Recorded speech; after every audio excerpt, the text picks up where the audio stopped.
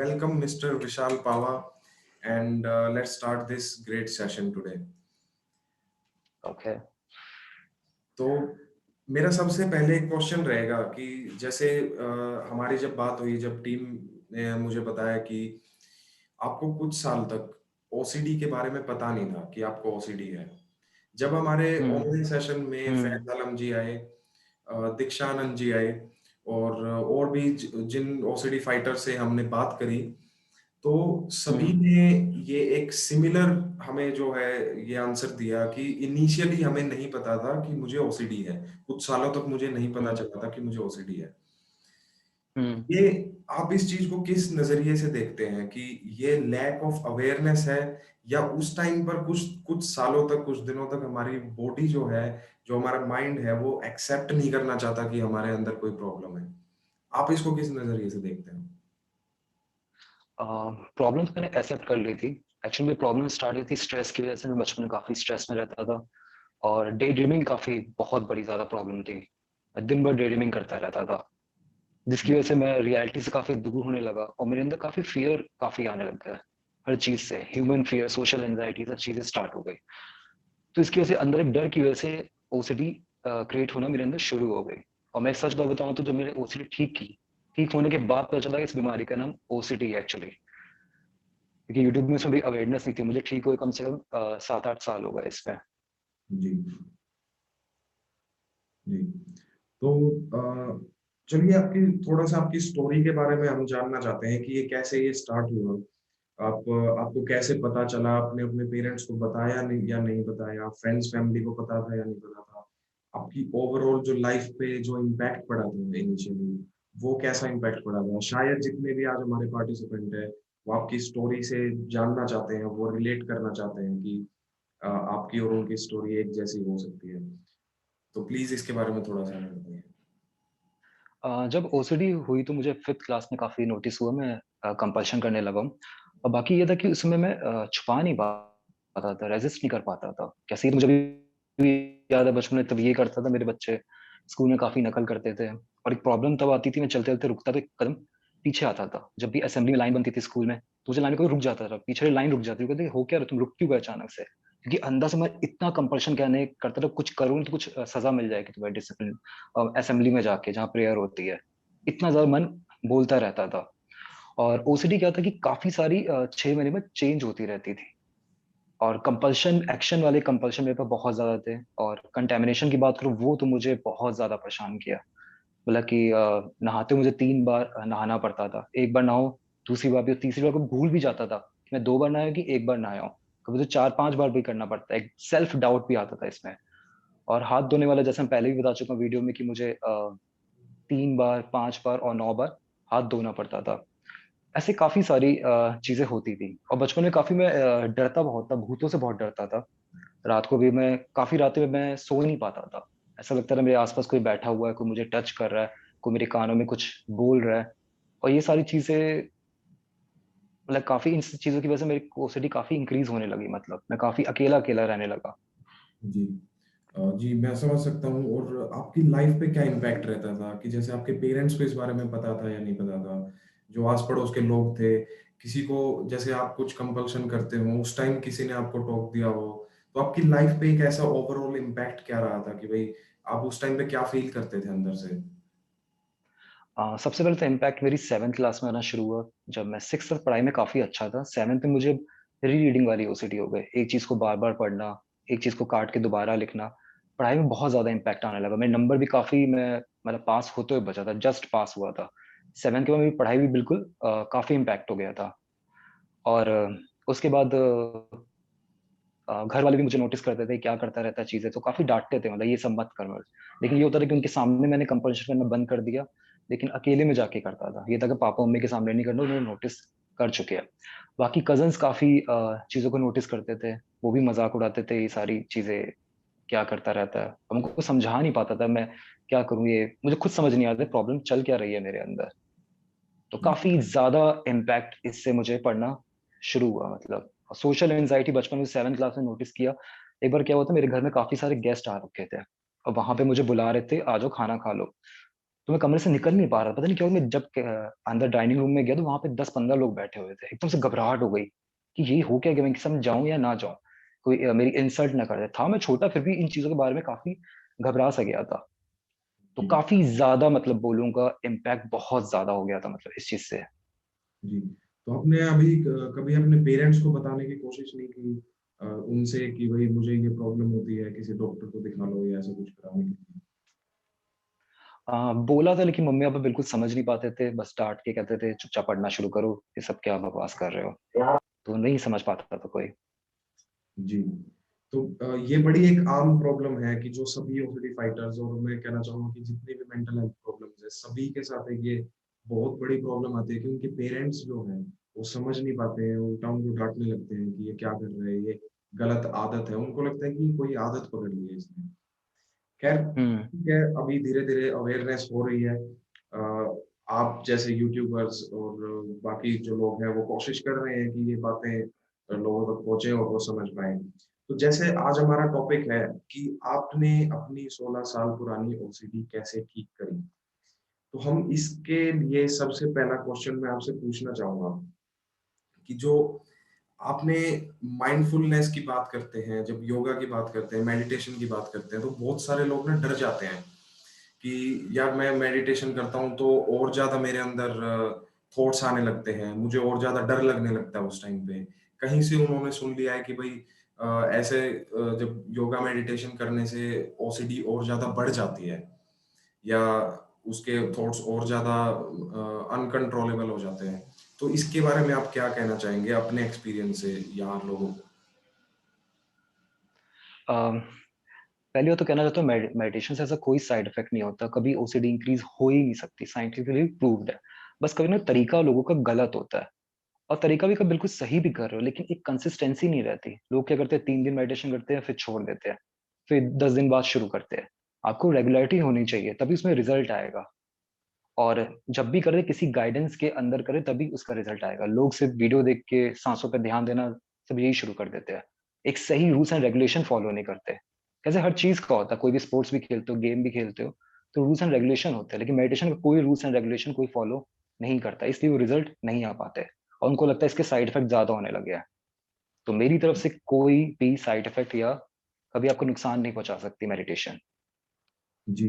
तो जैसे आपने बताया कि कुछ लोग गलत तरीके से करते हैं, तो हम इसको जानना चाहते हैं कि ओसीडी में जिसको ओसीडी है या कोई और मेंटल हेल्थ प्रॉब्लम है, चलो आज ओसीडी के लिए ही बात करते हैं कि ओसीडी है, तो उसको योगा और मेडिटेशन में क्या नहीं करना चाहिए? प्लीज़ एक बार वो आप थोड़ा डिटेल में बताइए।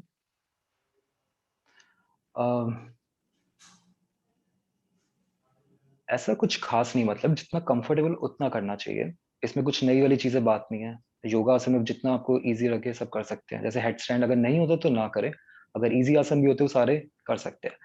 बाकी मेडिटेशन में भी इतना कोई वो चीज नहीं, बस गाइडेंस के अंदर करें। मतलब कोई ऐसा चीज ना करने वाली कुछ ऐसा नहीं है। बस ये है कि उसमें नॉन वेज छोड़ दे जब भी मेडिटेशन करें, क्योंकि कभी कभार उसके नेगेटिव इम्पैक्ट आते हैं। अल्कोहल और सिगरेट बिल्कुल बंद कर दे जब जी, मेडिटेशन आप अपना ट्रीटमेंट ले रहे हैं। उसके बाद कोई सेक्सुअल एक्टिविटी भी बिल्कुल बंद कर दे। इससे क्या होता है, आपकी एनर्जी काफी हाई लो होने लगेगी, क्योंकि मेडिटेशन एक पॉजिटिव एनर्जी है।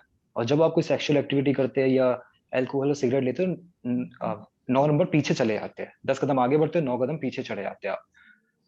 तो जब भी करें तो इन सब सात्विक अच्छे से डाइट और सात्विक नेचर अच्छे से फॉलो करें, क्योंकि ये चीजें थोड़ी नुकसान पहुंचा सकती है। जी, जी। तो उसमें मेडिटेशन करते समय ये चीजें बिल्कुल बंद कर दें। ओके।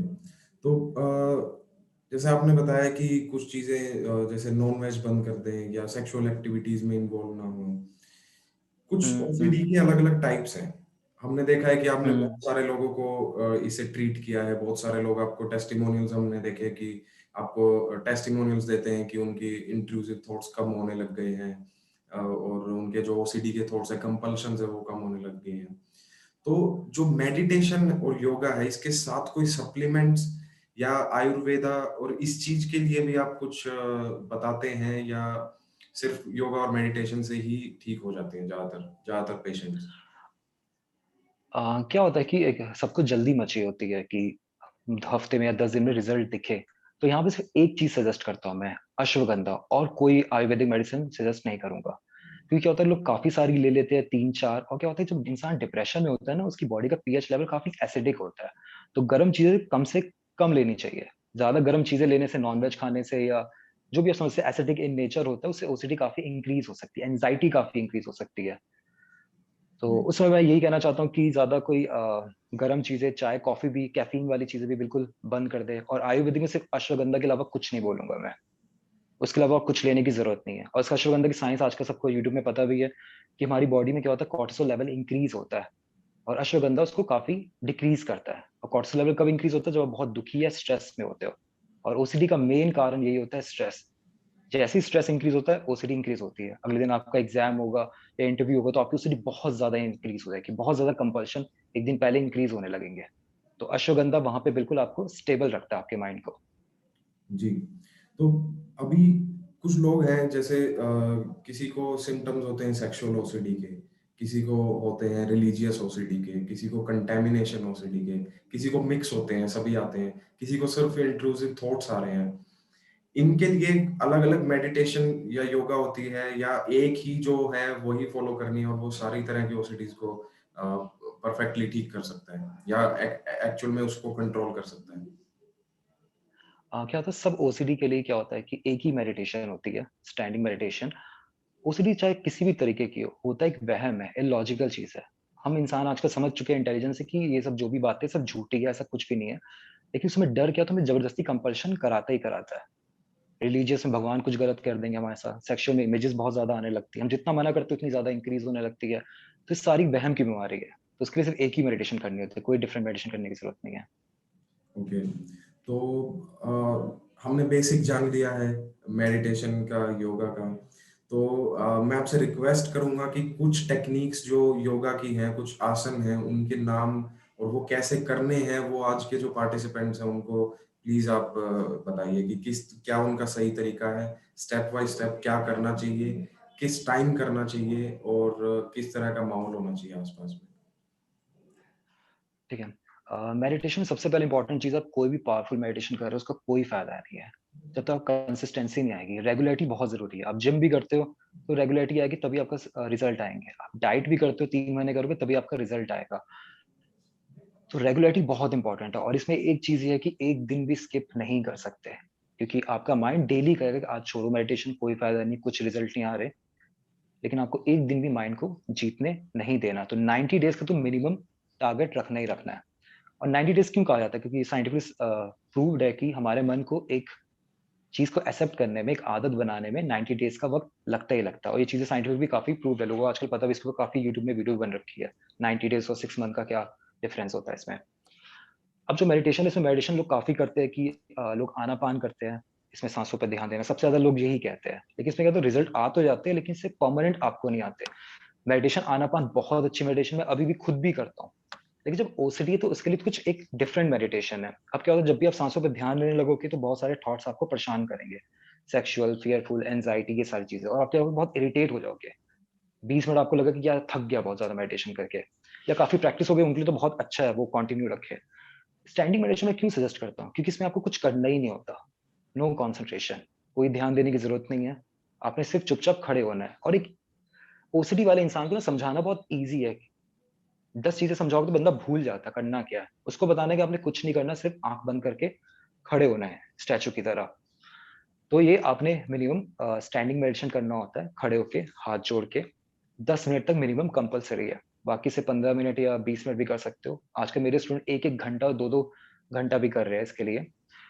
और इसको नेचुरल एनवायरनमेंट में करना होता है, कमरे में कोई पंखा, कूलर, एसी नहीं यूज करना होता। जितने ज्यादा मुश्किल में इस मेडिटेशन को करोगे, उतना ज्यादा उसी में रिजल्ट ज्यादा आएगा। आपको गर्मी परेशान करेगी, स्वेटिंग होएगी कि मेडिटेशन स्टॉप करो, मन नहीं कर रहा, उतना ज्यादा आपको इसका रिजल्ट आना शुरू होगा। और मेडिटेशन करते समय क्या होता है कि काफी लोगों में एक मिसकंसेप्शन होता है कि मन में नेगेटिव थॉट्स आते हैं, उनको रोकने लगते हैं। इसमें साइंटिफिकली कहा जाता है कि मेडिटेशन जितनी ज्यादा नेगेटिव थॉट्स आएंगे, जितने ज्यादा सेक्सुअल थॉट्स आएंगे, जितने फियरफुल थॉट्स आएंगे, उतनी जल्दी रिकवरी होगी। ये सुनने में बहुत लोगों को अजीब लगेगा मैं क्या कह रहा हूँ, कि कुछ और लोग कहते हैं, लेकिन मेडिटेशन की साइंस यही कहती है। अगर आप चलो आज कंट्रोल करके आप रोक भी लेते हो अपने नेगेटिव थॉट्स, सेक्सुअल थॉट्स, कब तक रोकोगे? 2 दिन 3 दिन बाद फिर दोबारा आ जाएँगे। एक्चुअली आ नहीं रहे, जा रहे हैं। ये थॉट्स बाहर से नहीं आते, आपका माइंड उसे क्रिएट करता रहता है। तो उसको जितना मर्ज़ी क्रिएट करना उस समय 10 मिनट के दौरान करने दो। उसके 15 दिन, 1 महीने, 2 महीने बाद उसकी जो है कि आदत होएगी वो धीरे-धीरे कम होने लगेगी और थॉट्स तब भी आएँगे, ये मैं कहना चाहता हूँ, थॉट्स बिल्कुल बंद नहीं हो जाएँगे। थॉट्स आएँगे लेकिन आपको उसका इम्पैक्ट नहीं पड़ेगा, आपको असर नहीं होगा। जैसे आप हाथ धो रहे हो, हाथ धोते मन कहेगा कि दूसरी बार हाथ धोना है तुमने, अगर नहीं धोगे कुछ गलत हो जाएगा, एग्ज़ाम में फेल हो जाओगे या कुछ बुरा हो जाएगा, कभी कार चलाने जाओ तो एक्सीडेंट हो जाएगा तुम्हारा, किसी लड़ाई झगड़ा हो जाएगा। अब मन उस समय कह रहा है, लेकिन मेडिटेशन का इम्पैक्ट क्या होगा? उन सब बातों का आपको इम्पैक्ट नहीं होगा और आराम से आप बिना कंप्रेशन किए वहाँ से निकल सकते हो। जी। तो ये चीज़ करनी है और इम्पोर्टेंट ये है टाइमिंग जो मेडिटेशन क्या होता है कि किसी भी टाइम कर सकते हो। क्योंकि ओसीडी वाला बंदा होता है बहुत नेगेटिव होता है, वो बहुत से बहाने ढूँढेगा। मैं कहूँगा सुबह कर लो, शाम को कर लो, अगर सुबह तो बीत गई अब मैं दोपहर को तो कर नहीं सकता। क्योंकि ऐसे लोग काफ़ी नेगेटिव अ बहाने ढूँढते हैं। तो उनके लिए मैंने काफ़ी फ्लेक्सिबल कर रखा, आप किसी टाइम भी कर सकते हो, सुबह, शाम, आधी रात, जब भी आपको टाइम मिले, लेकिन करो ज़रूर, एक दिन भी स्किप ना करो। अगर फिर भी पूछा जाता है सबसे बेस्ट कौन-सा होता है? सुबह ब्रह्म मुहूर्त जिसमें सूरज उगता है 5 या 6 बजे मौसम के हिसाब से, या शाम, संध्या का वक़्त, इवनिंग का वक़्त जब सूरज डूब रहा होता है। ये दोनों टाइम सबसे बेस्ट होते हैं मेडिटेशन के, क्योंकि हमारा चंद्र नाड़ी और सूर्य नाड़ी बिल्कुल बैलेंस होते हैं। उसमें थॉट्स का असर काफ़ी कम हो जाता है और मेडिटेशन का इम्पैक्ट काफ़ी इंक्रीज़ हो जाता है। जी। तो ये बात आपने काफ़ी अच्छी कही कि बहुत सारे लोग जो है बहाने ढूँढ लेते हैं कि कि अभी सुबह हो चुकी है, अब शाम हो चुकी है, अब मैंने खाना खा लिया है, ये कर लिया, वो कर लिया। लेकिन जितने पार्टिसिपेंट्स हैं, मैं यही कहना चाहूँगा या जो भी इस वीडियो को जो लोग देखेंगे कि इनिशियली हर एक काम में आपको प्रॉब्लम आती है। हर काम शुरू करने में आपको लगता है कि आज नहीं, कल से कर लूँगा, परसों से कर लूँगा। लेकिन अगर आपको ठीक होना है, अगर आपको इस चीज़ से बाहर निकलना है, तो आपको एक बार तो अपने वो एफर्ट्स लगाने ही पड़ेंगे। तो मैं आपसे विशाल जी ये जानना चाहता हूँ कि जैसे आपने जो बताया कि जो खड़े होकर जो योगा करनी है, स्टैंडिंग योगा करनी है, तो आप उसका कुछ पोस्चर या ऐसा कुछ करके दिखा सकते हैं लोगों को कि इस तरीके से होती है वो, जिससे कि उनको करने में आसानी हो? ओके, मैं कैमरा थोड़ा दूर रख रहा हूँ। जी, जी। आपको मेरी फुल बॉडी हाँ दिख रही जी। है इस समय? Yes, yes, yes. ठीक है। अपने पैरों के बीच में गैप रखना है। ये थोड़ा कन्फ्यूजन है कितना गैप रखना है। सिंपल सी बात है, अपनी कमर से थोड़ा ज़्यादा। कोई ज़्यादा मोटे होते हैं, कोई पतले होते हैं, तो कमर से थोड़ा पैर, कमर इतनी है तो कमर पैर से थोड़ा ज़्यादा, ठीक है? कमर से थोड़ा पैर ज़्यादा। अपने हाथों को यहाँ पे ऐसे जोड़ के रखना है और आँखें बंद करके। ये है स्टैंडिंग पोस्चर आपका। बस इसमें आपने ऐसे खड़े रहना है। और दूसरी चीज़, मेन बात इसमें नंगे पाँव, कोई जूते-चप्पल पहन के नहीं करना। अगर ज़मीन ठंडी है तो नीचे कोई योगा मैट या चद्दर आप लगा सकते हो। और कमरे में कोई एसी, कूलर, पंखा कुछ नहीं चलना चाहिए, बिल्कुल बंद, नेचुरल एनवायरनमेंट में इसे करना है। तो ये है इसका पोस्चर। जी।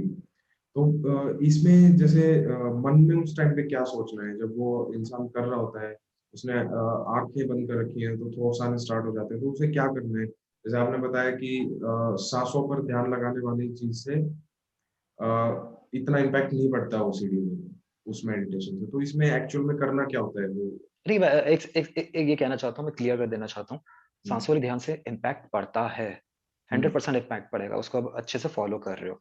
लेकिन क्या होता है, ओसिडी वाला माइंड काफ़ी नेगेटिव होता है। हुँ, उसको मैं फ़ोकस लगाने को कहूँगा तो उसका उल्टा होने लग जाएगा। मैं कहूँगा साँसों पे ध्यान लगाओ, कुछ और सोचने लग जाएगा। जी, पड़ता है, अगर उसकी प्रैक्टिस करो तो उससे भी हो सकता है। 100% मैं कह रहा हूँ, 99.9% भी कह रहा हूँ। लेकिन वो लोग कर नहीं पाते क्योंकि नेगेटिव माइंड हमें कोई चीज़ करने नहीं देता।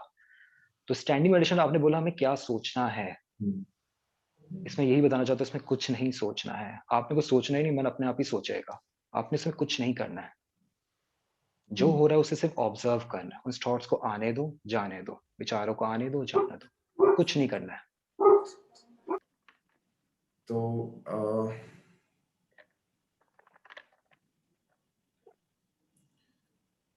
तो ये कुछ लोगों के क्वेश्चंस होते हैं कि मान लो कि वो यूट्यूब पर भी सर्च करते रहते हैं या फिर जब वो उनको पता चलता है कि योगा मेडिटेशन से कुछ ठीक होता है।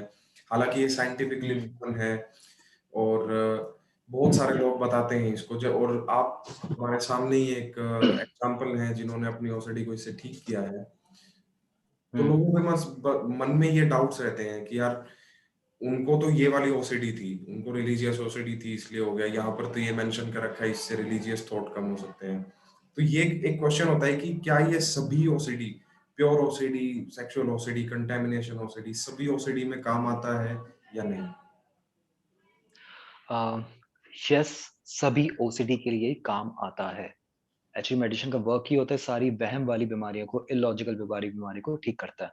तो प्योर ओ या नॉर्मल ओसीडी हो, सारी वहम वाली बीमारी है।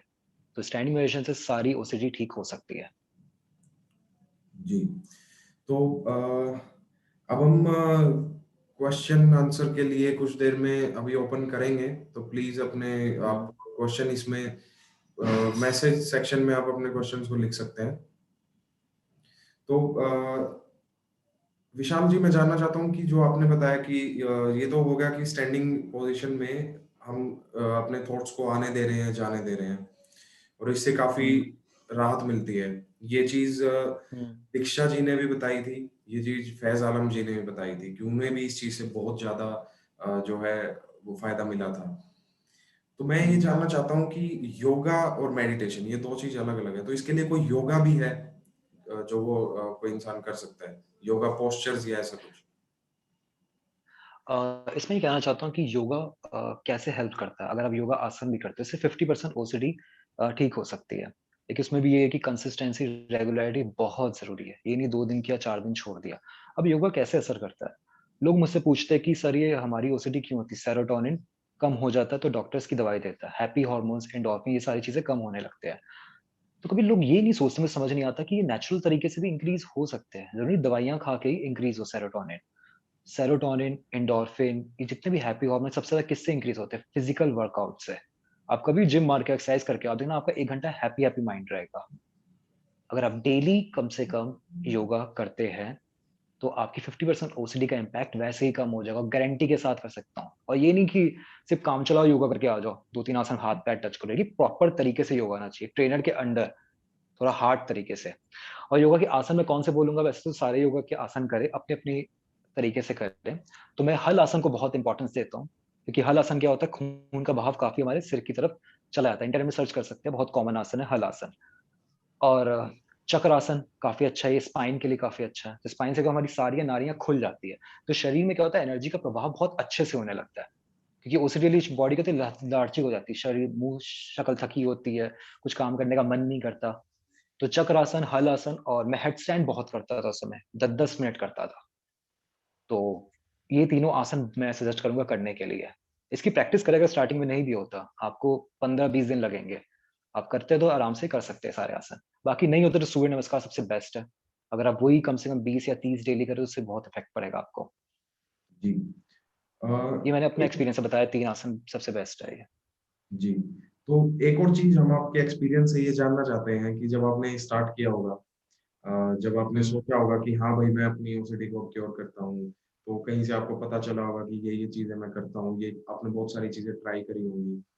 तो मैं कुछ चीज़ें ये जानना चाहता हूँ कि क्या चीज़ें ऐसी थी जो आप पर बिल्कुल भी काम नहीं करी और जो आप समझते हैं कि वो एक मिथ है सिर्फ़? एक्चुअली क्या होता है कि जो भी ये मेडिटेशन मैंने करी है, ये एक्चुअली अपने से खुद से इन्वेंट की एक तरीके से। अगर मैं कहूँगा मुझे कोई चीज़ काम नहीं करी, तो मैं ऐसा नहीं बोलूँगा। हर चीज़ ने मुझे एक चीज़ सिखाया उस समय। अगर वो हुँ, चीज़ काम नहीं करी, तो क्या चीज़ काम करी, तो वो भी मुझे इस तरीके से सिखाया। तो हर चीज़ एक वैल्यू मैं दूँगा इस चीज़ को।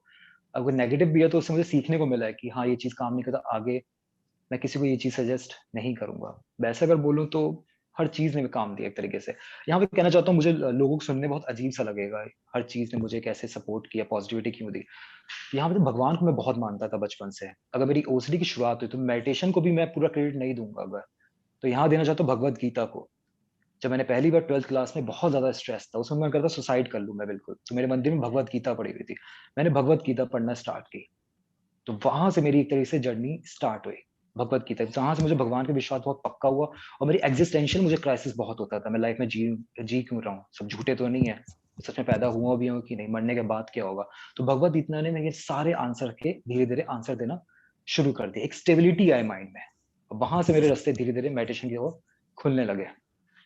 जी, तो अगर मैं यही कहना चाहता हूँ कि कुछ नहीं करना तो मेडिटेशन में प्लीज़ रेगुलैरिटी बहुत इम्पोर्टेंट है। 2 दिन 3 दिन करके छोड़े मत। इससे आप मेडिटेशन का नाम और काफ़ी खराब होता है लोगों में। लोग कहते हैं मैंने मेडिटेशन की, देखो कोई फ़र्क नहीं पड़ा। लेकिन लोग ये नहीं बताते कि मैंने सिर्फ़ 10 दिन की। जी। तो बीच तो में छोड़े मत, ये मैं कहना चाहता हूँ, चाहे कुछ भी हो जाए आपको। जी, इसी क्वेश्चन से एक इसी आपके इस आंसर से एक क्वेश्चन है कि आपने जब ये स्टार्ट किया होगा तो आपको भी आलस आता होगा इनिशियल स्टेज में किसी ना किसी टाइम पे कि यार चल आज छोड़ देता हूँ। वो मोटिवेशन आप रोज अपने अंदर कहाँ से लेकर आते थे? और आप क्या सजेस्ट करना चाहेंगे दूसरे लोगों को जो ये वीडियो देख रहे हैं कि वो अपने अंदर वो डेली वो सुबह उठकर या दिन में या किसी भी टाइम किसी भी एक टाइम पे वो अपनी जो मेडिटेशन है योगा को कंटिन्यू करने के लिए अपने अंदर मोटिवेशन कहाँ से लाएं? अपने आप को कैसे संभालें इस चीज के लिए? यहाँ पे क्या ना सच बोलूँगा तो जब मैंने मेडिटेशन स्टार्ट की थी तो मैं भी 10-15 दिन करता था, महीना करता था, छोड़ देता था। ये सबके साथ होता है। उसमें माइंड मुझे वीक होता है, माइंड नहीं करने देता। कोई ना कोई बहाने ले ही आता है, चलो सो जाते हैं यार, कोई काम करते हैं, मैं थक गया हूँ, ये सारी चीज़ें। लेकिन जब मैंने मेडिटेशन की कुछ चेंज अपने अंदर पाया, मेरे अंदर स्टेबिलिटी आने लगी, लेकिन अप्स एंड डाउन होने लगे। कभी बहुत ज़्यादा खुश, कभी बहुत ज़्यादा दुखी। फिर मैंने सोचा था मैं दुखी तो हमेशा से रहता था, लेकिन खुशी आ रही है, इसमें कुछ नयापन हो रहा है। जी, अगर ऐसा नहीं हो सकता कि खुशी हमेशा रहे मेरी लाइफ में, फिर मैंने मेडिटेशन स्टार्ट की, फिर मैंने छोड़ दी। 2-3 बार ऐसा हुआ। लेकिन मैं इससे पक गया था यार, अब मुझे स्टेबल होना है किसी तरह। ये अप्स एंड डाउन से बहुत थक रहा हूँ मतलब। इससे मेरे काम में बहुत ज़्यादा असर आने लगा था। मेरे क्लाइंटेज में काफ़ी कहते हैं तुम काफ़ी दुखी होते हो, काफ़ी इरिटेट लगते हो, फ्रस्ट्रेटेड लगते हो, मगर मैं अंदर से वैसा नहीं फ़ील कर रहा हूँ, लेकिन तब भी रिप्रेज़ेंट हो रहा हूँ। लेकिन मेरे हुँ, अंदर काफ़ी नेगेटिव सोच दिन भर चलती रहती थी, डर की और ओसीडी वाली। तो यहाँ पे मुझे अभी भी याद है एक दिन था जन्माष्टमी का दिन। उस दिन मैंने ठाना कि मैं अब मेडिटेशन नहीं छोड़ूँगा और मेरे मन में एकदम से एक ख़्याल है मैं 2 साल तक रेगुलर करूँगा, चाहे कुछ भी हो जाए। और उस समय मैं नॉन-वेज भी बहुत खाता था क्योंकि मैं पंजाबी फैमिली से मेरे घर में डेली नॉन-वेज बनता था। मैंने पहली बार 2 साल के बिल्कुल नॉन-वेज छोड़ दिया था। मेरी मम्मी ने कहा नॉन-वेज क्यों छोड़ दिया? पागल हो गया क्या? ये क्या साधु महाराज वाली हरकत करने लग गया? बोला नहीं मम्मी मुझे ज़िद ना करो मैंने नहीं खाना। उसके बाद मैंने कोई अगर बोलूँ तो कोई सेक्सुअल एक्टिविटी बिल्कुल बंद कर दी थी 2 साल के लिए, बिल्कुल कुछ भी नहीं। और 2 साल तक मैंने फिर रेगुलर मेडिटेशन करी और कभी-कभी ऐसा मुझे पार्टीज़ में जाना पड़ता था, मम्मी अगर शादी हो गई या किसी गेस्ट के घर में, कुछ भी या ट्रेन में या प्लेन में, तो इतना ज़्यादा मैं बाथरूम में जाके करता था 10 मिनट। लेकिन एक दिन भी मेडिटेशन मैंने नहीं छोड़ी और उसका क्रेडिट मुझे मिला। और हाँ, ये भी बताना चाहता हूँ 2 साल तक मुझे लग रहा था मैं परमानेंट ठीक नहीं हो सकता। एक विश्वास था, तभी मैं हर वीडियो में हरे कृष्णा का नाम लेता हूँ। क्योंकि सारा क्रेडिट मैं उन्हीं को देना चाहता हूँ। है थोड़ा मैजेस्टिक चीज़ लेकिन कहीं न कहीं मैं विश्वास करता हूँ बहुत ज़्यादा, गॉड बिलीव मैं बहुत करता हूँ। जी। तो मुझे बिलीव था कि मैं करूँगा ही करूँगा, छोड़ूँगा नहीं चाहे मुझे रिज़ल्ट मिले या ना मिले। और 2 साल बाद धीरे-धीरे रिज़ल्ट मुझे मिलने लगा और मैं अपने को काफ़ी लकी समझता हूँ कि मैं ठीक हुआ, काफ़ी लोगों को मैं ठीक भी कर पा रहा हूँ। जी। एक बहुत बड़ा मैं इस चीज़ को एक गिफ्ट मानता हूँ, गॉड गिफ्ट ये मुझे। बहुत बहुत बड़ी चीज़ है, बहुत बड़ी चीज़ है कि आप खुद से भी ठीक हुए हैं और स्टिल आप लोगों को ठीक करने लग रहे हैं उस चीज़ से, बहुत बड़ी चीज़ है। और जितने भी ओसीडी फाइटर्स हैं इस चीज़ के लिए बड़े थैंकफुल हैं आपके लिए। और जित ओसीडी फाइटर्स को मैं ये बताना चाहूँगा कि भागवत गीता का जैसे मिस्टर विशाल पावा जी ने बताया कि भागवत गीता का मेरी लाइफ पर भी एक बहुत बड़ा इम्पैक्ट है। जो मैं आज ये कर रहा हूँ, जो मैं आज ये ओसीडी का सेशन ऑर्गेनाइज़ करवा रहा हूँ, जो हमने कम्युनिटी स्टार्ट करी, तो भागवत गीता का इस चीज़ में एक बहुत बड़ा रोल था और मैं रिकमेंड करूँगा कि जितने भी लोग हैं, एक बार उसे ज़रूर पढ़ें। वो एक रिलीजियस बुक नहीं है, वो आपकी लाइफ के सभी क्वेश्चंस के आंसर देने की एक बुक है, जो आप ढूँढते रहते हैं, जिन क्वेश्चन से आप डरते हैं, जिन एक्सपीरियंसेस को आने से आप डरते हैं, तो वो उसमें ऑलरेडी सब बता रखा है, तो आप प्लीज़ ज़रूर पढ़िए। कोई भी लाइफ प्रॉब्लम होती है, तो बहुत हेल्प मिलती है उसमें। तो अब हम ये Q&A स्टार्ट कर देते हैं। जो जितने भी लोग हैं, काफ़ी लोगों ने अपने क्वेश्चंस ऑलरेडी इसमें पूछ लिए हैं। तो और बाकी जितने भी लोग हैं अपने मैसेज में चैट सेक्शन में अपने क्वेश्चंस डाल सकते हैं। मैं एक-एक करके अभी क्वेश्चंस को स्टार्ट करता हूँ पूछना। तो सबसे पहला क्वेश्चन है कि sir can we be 100% free for life time via yoga and meditation? As lots of people say it can't be cured, it can be controlled only.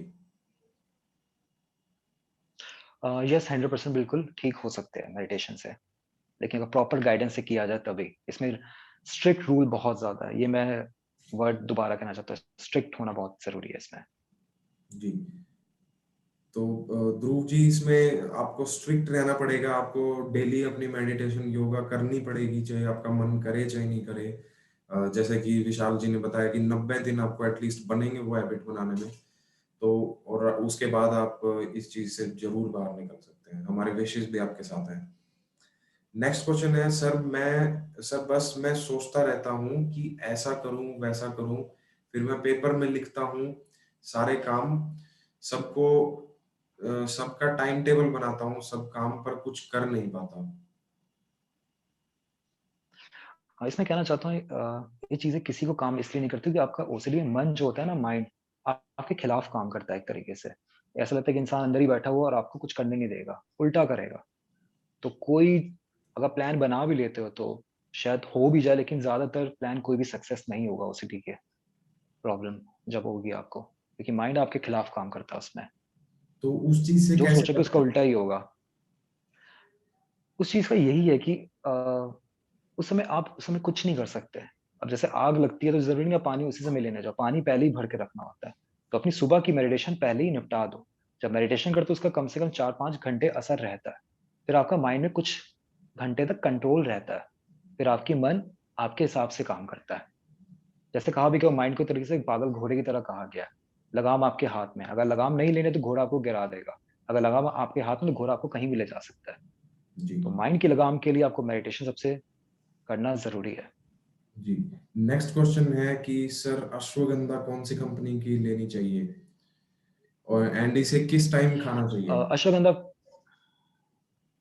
Ashwagandha आप किसी भी कंपनी का ले सकते हो। आयुर्वेदिक चीज़ है, इसमें कोई ज़्यादा मिलावट ऐसा कुछ नहीं होता और बहुत रेट भी कम होते हैं, ₹100 में आराम से 50-60 कैप्सूल मिल जाते हैं। लेकिन पर्सनली मैं हिमालय का यूज़ करता था। हिमालय ब्रांड आता है, काफ़ी फेमस ब्रांड है, तो उसका लेता था मैं। और किस टाइम लेना चाहिए इसे, आप सुबह और रात को, खाना खाने के बाद। जी। और गर्ल्स को मैं कहना चाहता हूँ, कभी कुछ गर्ल्स को गरम चीज़ें सूट नहीं करती, तो वो डोसेज 1 रख सकते हैं। और कभी अगर बहुत ज़्यादा कुछ ऐसे गर्ल्स के भी आते हैं मामले कि वो उनको सूट नहीं करता, क्योंकि गरम चीज़ें कभी-कभी नहीं सूट करती, तो वो अश्वगंधा लेने की ज़रूरत नहीं है। वो सिर्फ मेडिटेशन और इनसे ही ठीक हो जाएँगे। जी। एंड नेक्स्ट क्वेश्चन है कि मेडिटेशन का बेस्ट टाइम क्या है? बेस्ट टाइम जैसे बताया है कि ओसीडी वालों के लिए किसी टाइम भी करो, बस कर लो सोने से पहले। अगर साइंटिफिक रीज़न पूछना चाहते हो तो सुबह मॉर्निंग ब्रह्म मुहूर्त जब सूरज उगता है, और शाम को संध्या जब सूरज डूबता है, सुबह और शाम। जी। नेक्स्ट क्वेश्चन है कि I have fear like illness, main heart attack and body में कहीं भी पेन हो तो लगता है कोई बीमारी है, बट मैं प्रॉब्लम हार्ट अटैक वाली है, but main problem heart attack वाली है। मतलब इनका कहने का क्वेश्चन ये है कि इन्हें लगता है कि मुझे हार्ट अटैक आ जाएगा अगर इनको कहीं पर भी पेन होता है, तो इन्हें ऐसा लगने लगता है कि इन्हें कोई हार्ट अटैक आ जाएगा, इस तरह की कोई इलनेस हो जाएगी इनको बॉडी में। देखो इसका नाम एक प्रॉपर दे रखा है हाइपोकॉन्ड्रिया। इसमें क्या होता है, मेंटल इलनेस का लोगों को डर रहता है और शारीरिक प्रॉब्लम का डर रहता है। लोगों को इतना ये ओसीडी तंग करता है, कभी कभी राह चलते हैं ना, किसी को लंगड़े इंसान को देख लेते हैं, उनसे एंजाइटी शुरू हो जाती है, उनको लगता है मेरे साथ ना हो जाए। किसी अंधे इंसान को देख लेते हैं, उनसे एंजाइटी शुरू हो जाती है लोगों को, क्योंकि फियर रहता है कि वो बीमारी उनको ना हो जाए। जी। तो ये भी एक तरीके की ओसीडी है, एक ऑब्सेशन है। मन में आपको डर होता है कि आपको कैंसर ना हो जाए, हार्ट अटैक ना हो जाए, या आप मेंटली पागल ना हो जाओ। तो ये भी एक उस तरह की ओसीडी। और फिर कंपल्शन क्या होता है, आप भगवान को जो हाथ जोड़ के माफ़ी माँगते हो कि प्लीज़ मुझे माफ़ कर देना, ये सारी चीज़ें है, एक ये भी ओसीडी। और ये भी स्टैंडिंग मेडिटेशन से बिल्कुल ठीक हो जाएगी। जी। नेक्स्ट क्वेश्चन है sir, I try to overcome one thought but second thought start disturbing me, it's being long time, I need help to overcome it. और ये बहुत सारे लोगों के साथ है, कि बहुत सारे लोगों का क्वेश्चन है कि मेरा एक थॉट को मैं ट्राई करती हूँ या करता हूँ ओवरकम करने के लिए, उसको भूलने के लिए या उसको लेट गो करने के लिए, इतनी देर में कोई नया थॉट आ जाता है और ये चैन ऐसे बनी रहती है, तो इससे कैसे बचें? अ, पहले तो बताना चाहता हूँ, ओसीडी की लॉजिकल बीमारी नहीं है। आप एक थॉट को ठीक कर भी दोगे, फिर दूसरा आ जाएगा, तीसरा, चौथा, पाँचवाँ, ये कभी बंद नहीं होने वाला। तो सिर्फ एक चीज़ पे ही काम करना है। अभी मैं बहुत से आपको सॉल्यूशन दे भी दूँ, ये सारी चीज़ें, लेकिन आप उस समय कर ही नहीं पाओगे। जब इंसान डरा होता है ना, एंग्ज़ायटी में होता है, तो उसका इंटेलिजेंस काफ़ी डाउन हो जाती है। उसको मेरी बात को याद ही नहीं रहनी उस समय कि मैंने क्या बोला, तो उस समय क्या करना चाहिए। तो सिर्फ एक चीज़ में फ़ोकस करें। आप सिर्फ स्टैंडिंग मेडिटेशन करेंगे तो सारी चीज़ें अपने आप ही इम्पैक्ट दिखना शुरू होगा। अब 21 दिन भी करके देख, 21 दिन में आपको फर्क दिखना शुरू हो जाएगा। इतनी ज़्यादा मैं गारंटी से इस चीज़ को कह सकता हूँ मैं। जी। क्योंकि मैं ओसीडी से निकला, मैं भी बस सोचता था कि अगली अगली बार कोई थॉट आएगा तो मैं ये कर दूँगा, वो कर दूँगा। उस समय बस नहीं चलता हमारा, हम सब भूल-भाल जाते हैं। उसमें इतने ज़्यादा उस चक्रव्यूह में फँस जाते हैं, वो थॉट धर-धर-धर एक बार आते ही रहते हैं, हम कुछ नहीं कर पाते उस समय। जी। नेक्स्ट क्वेश्चन भी सिमिलर ही है। The moment OCD attacks you, how can you distract yourself to keep your mind away from OCD? Attack किस चीज़ का मतलब? जब ओसीडी अटैक करता है, जब मान लो कि थॉट्स आने लगते हैं, जैसे अभी आपने बताया, सिमिलर ही क्वेश्चन है ये हुँ। भी, कि जैसे ही ओसीडी आपको अटैक करने लगता है कि कोई थॉट्स आने लग गए हैं, तो आप उस टाइम पे अपने माइंड को कैसे डिस्ट्रैक्ट करें? अ, उसमें अगर मैं जो करता था, उसमें मैं क्या करता था कि अपने बेड पे जाके लेट जाता था बिल्कुल। मेरा कोई एनर्जी नहीं रहती थी, आँखें बंद करके मैं सोने की कोशिश करता था। एक स्लीपिंग सबसे बड़ा एस्केप माना जाता था, कि चलो मैं सो जाऊँगा, भूल जाऊँगा, लेकिन सोने का फिर वो थॉट्स आने लगते थे। तो यहाँ पे भी सॉल्यूशन, सब मुझसे पूछेंगे कितने हज़ार ट्रिक बता दूँगा ना, कोई काम नहीं करने वाली। सिर्फ़ 1 हफ्ते तक काम करेगी। मैं सारी ट्रिक्स अपना के देख चुका हूँ। तो यहाँ पे भी सिर्फ स्टैंडिंग मेडिटेशन करें, वो सारी प्रॉब्लम भी आपकी उसी समय सॉल्व हो जाएगी। उस समय आप कुछ नहीं कर सकते ओसीडी जब अटैक आता है उस समय थॉट्स का। जी। तो नेक्स्ट क्वेश्चन है sir, I have homosexual OCD. मैंने अपने चलने को लेके कुछ ज़्यादा ही कॉन्शियस रहता हूँ। चलते टाइम थोड़ा डर लगता है और बॉडी काँपती है। What to do?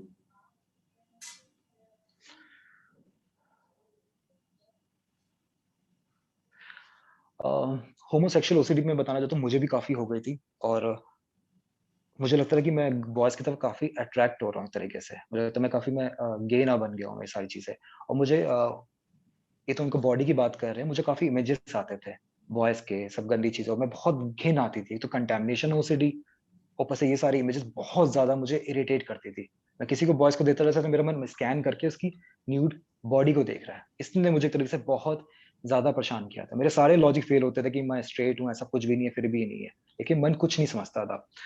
और यहाँ पे बॉडी लैंग्वेज की जो बातें होती है, वो थोड़ा लोगों में ऐसा आता है, लोग हाथ-वाथ चलने लगते हैं यहाँ पे चीज़ों में, और चाल में भी थोड़ा चीज़ें में आने लगता है। अभी बस कुछ दिन पहले ना कुछ केसेस ऐसे आ रहे थे कि होमोसेक्सुअल के आ रहे थे। बाद में जब मैंने उसकी काउंसलिंग की 1-2 घंटे करने के बाद में पता चला कि वो सच में ही बायसेक्सुअल ही निकले और होमोसेक्सुअल ही निकले। तो वो एक्सेप्ट नहीं कर पाते कि माँ-बाप क्या सोचेंगे। तो यहाँ पे 50% चांसेस येस होते हैं कि आप सच में होमोसेक्सुअल हो भी। तो ज़रूरी नहीं सिर्फ ओसीडी का ही असर हो। तो जी। यहाँ पे एक डॉक्टर के पास जाके अपना इस चीज़ को चेकअप करा सकते हैं। एक पहले श्योरिटी हो जाएगा सच में होमोसेक्सुअल हो या नहीं हो। क्योंकि काफ़ी केसेस निकले हैं। मैं खुद हैरान था ये क्या हो गया आखिरी में जाके। तो बॉयज़ ने खुद बोला कि हाँ, मुझे बॉयज़ को देख के काफ़ी अट्रैक्शन होती है। तुमने ये एक्सेप्ट क्यों नहीं करते? तुम होमोसेक्सुअल ही हो फिर। या जी। वो कहते हैं गर्ल्स में भी होते हैं, तुम बायसेक्सुअल हो इसमें। तो जी। ये चीज़ों में होता है। तो बाकी कोई हाथों में बॉडी लैंग्वेज हो रहा है तो कहीं न कहीं चांसेस काफ़ी है कि वो होमोसेक्सुअल सच में हो। जी। तो नेक्स्ट क्वेश्चन है कि सर, एक अच्छे रिलेशनशिप में ऑपोजिट सेक्स के साथ आने में ओसीडी में हेल्पफुल होता है या नहीं होता है? अम कोई अच्छा रिलेशनशिप आपकी लाइफ में कोई पार्टनर अगर आ रहा है तो ओसीडी में हेल्पफुल होता है, नहीं होता है, लेकिन प्रैक्टिकली बोलो बहुत कम चांसेस होते हैं अगर लक काम करता है कि 90% तो नहीं करता। लोग पार्टनर आपको छोड़ के भाग जाता है क्योंकि आप हर चीज़ में घबराने लगते हो, काँपने लगते हो। तो बंदा समझ जाता है कि कुछ गड़बड़ है इसके अंदर, क्योंकि मेरा भी ब्रेकअप पहले एक ऐसे भी हो गया था। जब उस समय थोड़ा-सा स्टड बन रहा था, लेकिन कहीं न कहीं मेरी जो एंग्ज़ायटी थी ओसीडी सामने आ ही जाती थी हफ्ते 2 हफ्ते बाद। उसको पता चल जाता था कहीं न कहीं मेंटली वीक है थोड़ा-सा। मैं काँपने लगता था, भाग जाता था, कुछ भी काम होता था।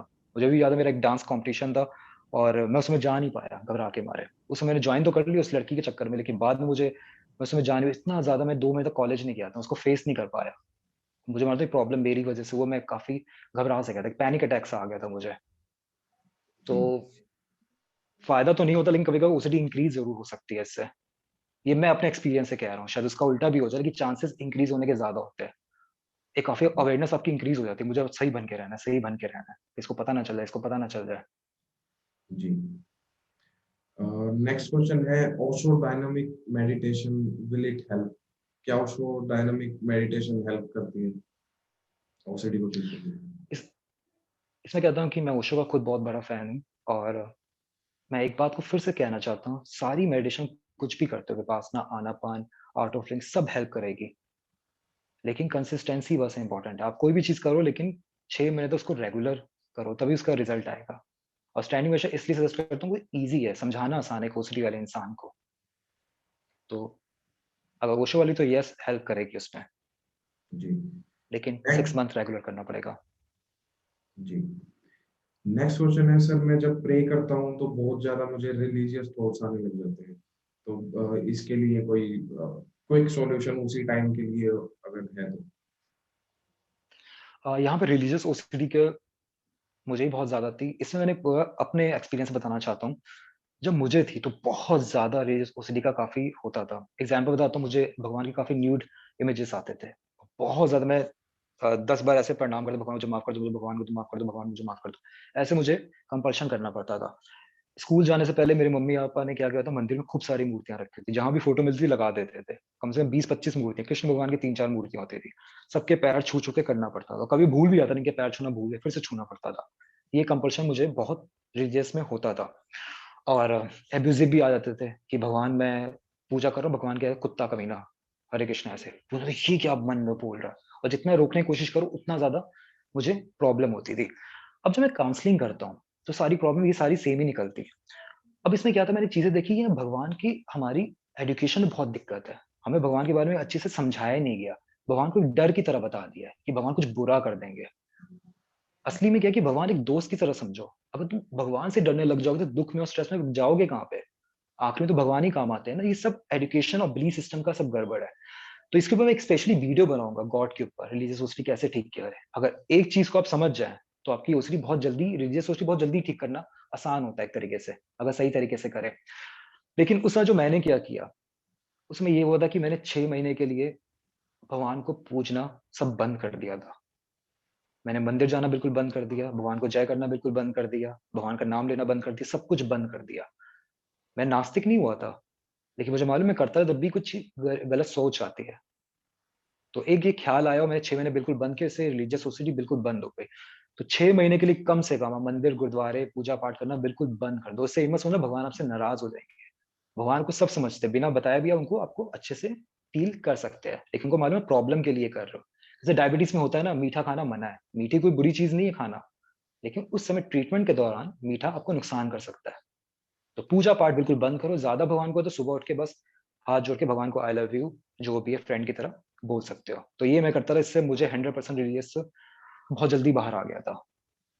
लेकिन जी। जब मंदिर जाओगे, पूजा करोगे, आपके कंपल्शन इंक्रीज़ होने लगेंगे। तो 6 महीने आपको बंद करना ही पड़ेगा। और जिस मैंने स्टूडेंट को ये बताया टेक्निक, सब में ये काम किया, 100% काम किया रिलीजियस सोसाइटी में। जी। नेक्स्ट क्वेश्चन है सर, मुझे एग्जिस्टेंशियल ओसीडी है और मैंने भागवत गीता महाभारत के थ्रू देखी थी और मेरी एग्जिस्टेंशियल ओसीडी ही उसी से शुरू हुई थी। तो मुझे भागवत गीता पढ़ने से डर लगता है, क्या ये मेरी एग्जिस्टेंशियल ओसीडी और ना बढ़ा दे? हाँ, इसमें ये है कि पहले सजेस्ट ये करूँगा उस समय ना पढ़ें भगवत गीता। पहले अपनी ओसीडी को ठीक करें। तो इंक्रीज़ होगा, डिक्रीज़ होगा, डिपेंड करता है, वो कितने किस इंटरेस्ट से पढ़ रहा है और क्या पढ़ते हो, क्या समझ रहा है। क्योंकि जो मैं पढ़ूँगा मुझे कुछ और समझ में आएगा, आप कुछ पढ़ोगे तो आपको कुछ और समझ में आएगा। तो यहाँ पे कि भगवत गीता ना पढ़ें, इंक्रीज़ होगी, डिक्रीज़ उससे कोई मतलब नहीं है अभी आपका। अभी उसको ना छेड़ें उस समय, अगर आपको एक्जिस्टेंशियल है तो। जी। नेक्स्ट किसी ने लिखा है, Hare Krishna, I follow Vishal sir and I have very good result thanks to Vishal sir. अच्छा, माय प्लेज़र। नेक्स्ट क्वेश्चन है सर, मैं जब भी रोड से घर आता हूँ पैर हाथ धोने पड़ते हैं, किसी दूसरे के बेड में मैं जाता नहीं हूँ। सोचता हूँ क्या किया होगा उसने बेड पे। मुझे हमेशा घर के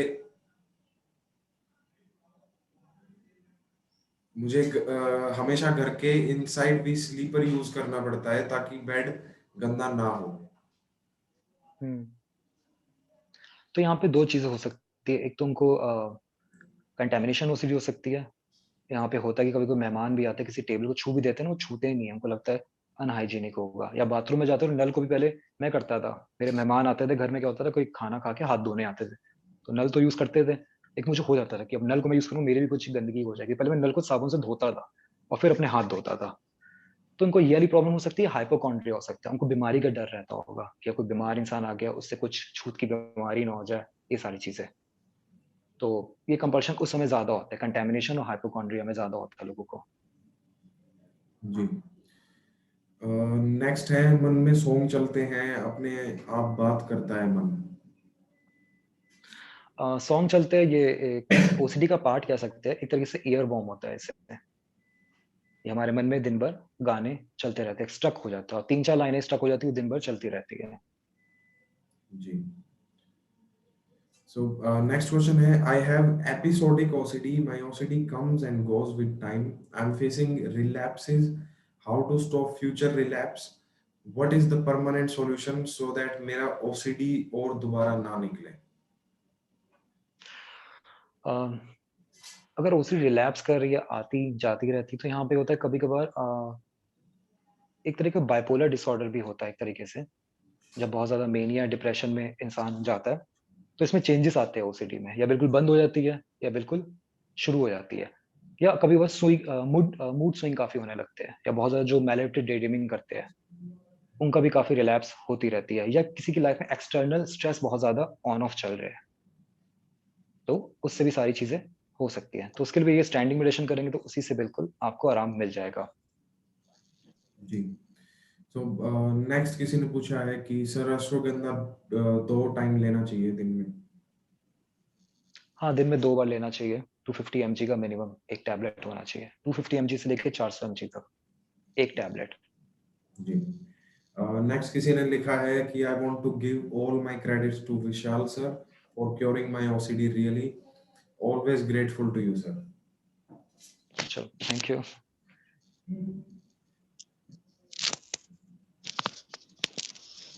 नेक्स्ट किसी ने लिखा है कि सर सभी कहते हैं कि थोड़ी बहुत ओसीडी सभी को होती है, क्या ये सही है?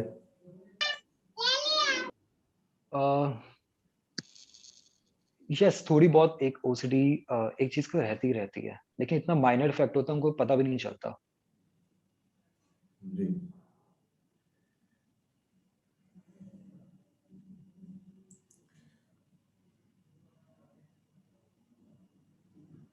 कैसे ये भी ओसीडी कह सकते हैं, ये बहुत लोगों में देखा होगा। आपको मेरी वीडियो आ रही है कि नहीं? आपकी वीडियो नहीं आ रही इस समय। मेरी वीडियो नहीं आ रही है? अब आ रही है, अब आ रही है। कैसे लोगों ने ये देखा होगा कि कैसे कोई टचवुड वाली चीज होती है, एक ओसीडी का नाम नहीं कह सकते, लेकिन एक ओसीडी का पार्ट ही है, क्योंकि होता है अगर मैंने टच नहीं किया ना तो उसको लगता है जो मैंने बोला वो बुरा हो जाएगा इसका। तो ये एक माइनर सी ओसीडी लोग सब में नोटिस एक तरीके से कर सकते हैं, ये काफी कॉमन ओसीडी होती है, लेकिन ये ज्यादा एंजाइटी नहीं देती कि मान लो टच करके बात खत्म हो गई वहीं पे। जी। ये ऑब्सेशन तो बन ही जाता है ना, कंपल्शन आ ही जाता है कि जब तक टच नहीं करो इंसान को अनसेटिस्फेक्शन फील होता है और काम पे ध्यान नहीं दे पाता, तभी कहीं ना कहीं वुड लकड़ी ढूंढ के टच कर ही लेता है। जी। नेक्स्ट क्वेश्चन है सर, हमें कितनी नींद लेनी चाहिए? क्या लेनी चाहिए? कितनी नींद लेनी चाहिए? स्लीप। आह, नींद देखो डिपेंड करता है, 6 से 7 घंटे काफी होती है। अगर आप कोई फिजिकल एक्टिविटी करते हैं, जिम करते हैं, कोई योगा करते हैं, जॉगिंग करते हैं, कोई स्पोर्ट्स में आपको फुटबॉल या क्रिकेट में कुछ भी, तो 8 घंटे काफी है, बस उससे ज्यादा लेने की आपको जरूरत नहीं है। जी। नेक्स्ट है कि सर थ्रू मेडिटेशन पूरा 100% क्योर होगा कि ओनली कंट्रोल होगा? Because according ah, to people there is no cure. Ah, यहाँ पे चीजों को कहना चाहता हूँ कि जैसे डायबिटीज है, इसका एग्जाम्पल सिंपल से देना चाहता हूँ। अब डायबिटीज क्या होता है, एक बार दवाइयाँ लेके एक्सरसाइज करके सब क्योर हो गई है, ठीक है एक तरीके से, और लेकिन दोबारा भी हो सकती है अगर दोबारा आपने मीठा काफी इंक्रीज कर दिया। लेकिन जब तक आप एक्सरसाइज कर रहे हैं, अच्छी डाइट ले रहे हैं, तब तक आपको डायबिटीज बिल्कुल नहीं हो सकती। चांसेस ज्यादा यही रहते हैं।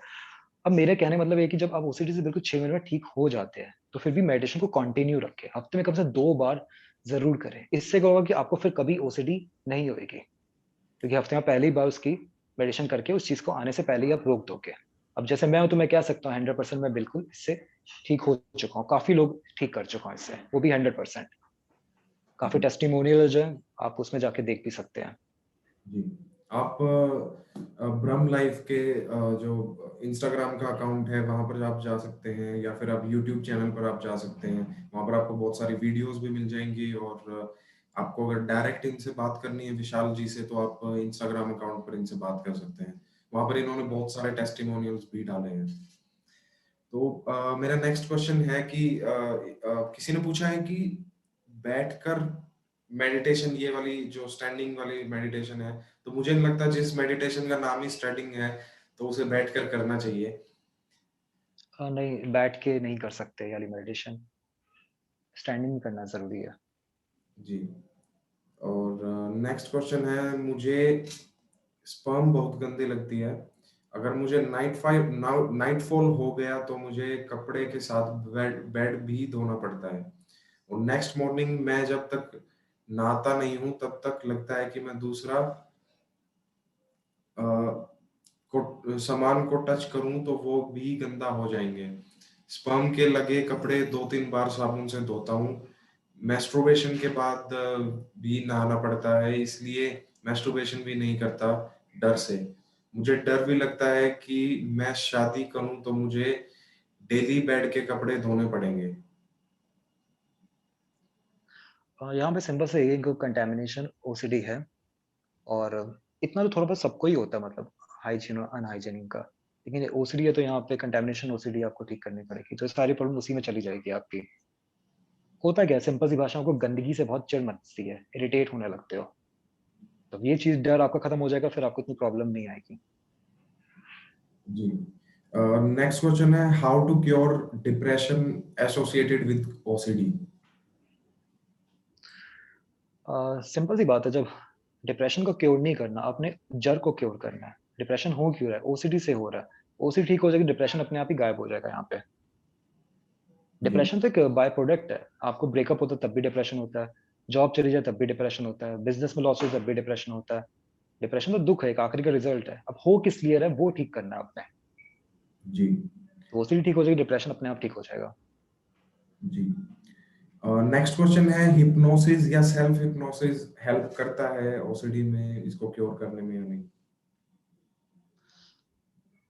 मैं यहाँ कहना चाहता हूँ, ये सब चीज़ें, मैं इन चीज़ों को बिल्कुल मानता नहीं हूँ। अगर मानता हूँ तो फिर भी मैं ये चीज़ें नहीं कराऊंगा। मैं नेचुरल चीज़ों में ज़्यादा बिलीव करूंगा। जब भी कोई ऐसी चीज़ें करते हो, हिप्नोसिस जो भी है, एक चाहे नेचुरल हो भी जो भी है, कि साइड इफेक्ट कहीं ना कहीं उसके हो सकते हैं। अपने मन से कोई खिलवाड़ मत करो। आपका माइंड एक बहुत ताकतवर चीज़ है, एक गॉड गिफ्ट है इस चीज़ को। अगर इसको समझोगे तो बहुत समझ पाओगे क्या क्या आपके लिए कर सकता है। तो नेचुरल तरीका जब मेडिटेशन है, तो मैं हिप्नोसिस में क्यों जाऊंगा मैं। तो मैं किसी को सजेस्ट नहीं करूंगा हिप्नोसिस, हिप्नोथेरेपी, कुछ भी ऐसा। जी। नेक्स्ट क्वेश्चन है, सर झूठ ना बोल पाना भी ओसीडी ही है क्या। मैं झूठ नहीं बोल पाती बिल्कुल भी अपने किसी भी फैमिली मेंबर से। यहाँ पे कह सकता हूँ कि एक ओसीडी नहीं कह सकते, यहाँ पे बिलीव एक आता है। कभी माँ बाप बचपन में बैठा देते हैं बच्चे के अंदर, झूठ नहीं बोलना, झूठ नहीं बोलना, झूठ बोलना कुछ गलत हो जाएगा यहाँ पे। काफी माँ बाप बैठा देते हैं, झूठ बोलने से उनको लगता है कि मैं बोल दूंगा तो मेरे अंदर कुछ गलत हो जाएगा, घबराहट होने लगती है। तो एक बिलीफ सिस्टम है, अगर बिलीफ सिस्टम चेंज कर दो ये आराम से चीज चली जाती है। बाकी हाँ, कह सकते हैं उसको माइनर ओसीडी तो कह सकते हैं, ऑब्सेशन तो आता ही है, झूठ नहीं बोलना, झूठ नहीं बोलना, बोलने कुछ गड़बड़ हो जाएगी, कुछ गलत हो जाएगा, एंजाइटी स्टार्ट हो जाती है। तो माइनर है, अगर बिलीफ सिस्टम पे काम किया जाए, सोच ठीक कर दी जाए, तो ये प्रॉब्लम आराम से ठीक हो सकती है। जी। हालांकि काउंसलिंग से ही प्रॉब्लम ठीक हो जाएगी। नेक्स्ट क्वेश्चन है, इंट्रूसिव थॉट से कैसे बचूं। मुझे हर समय थॉट्स और प्लानिंग चलती है, जबकि इन रियल लाइफ प्लानिंग के अकॉर्डिंग कुछ भी नहीं होता, इसलिए मुझे बार बार प्लानिंग करते रहना पड़ता है, और मैं परेशान रहता हूँ यही सब चीजों से। यहाँ पे चीज कहना चाहता हूँ, जिनको इंट्रूसिव थॉट्स की ज्यादा प्रॉब्लम रहती है ना, उनके लिए खाली बैठना सबसे ज्यादा दुश्मन है। खाली बैठो तो कुछ नहीं करोगे तो इंट्रूसिव थॉट्स आएंगे आएंगे। और ये बहुत ताकतवर होते हैं एक तरीके से। मैं नेगेटिव बातें करके डिमोटिवेट नहीं करना चाहता, लेकिन सच्चाई बताना चाहता हूँ। जब मैंने कोशिश की थी, नहीं रोक पाता था, इधर उधर आते ही रहते थे। ज्यादा आधा घंटा में शांत भी बैठ जाऊंगा, लेकिन फिर आ जाएंगे। कब तक इनको रोकते रहोगे। तो परमानेंट सोल्यूशन पे काम करना है। सबसे पहले अपने ज्यादा बिजी रहो और मेडिटेशन करो, तो उसी से चीजें बिल्कुल ठीक हो जाएंगी। जी। नंदनी जी कह रही हैं कि I missed it, can I get the recording. जरूर नंदनी जी, आपको इसकी रिकॉर्डिंग जरूर मिलेगी। और प्लीज जितने भी आज पार्टिसिपेंट हैं मैं उनको ये कहना चाहूंगा कि ocd.community के थ्रू आपके पास ईमेल्स आते हैं, तो आप उन्हें प्लीज चेक कर लीजिएगा, आप सर्च कर लीजिएगा, आपको वीडियो की पूरी रिकॉर्डिंग वहीं से आपको भेज दी जाएगी कुछ दिनों में।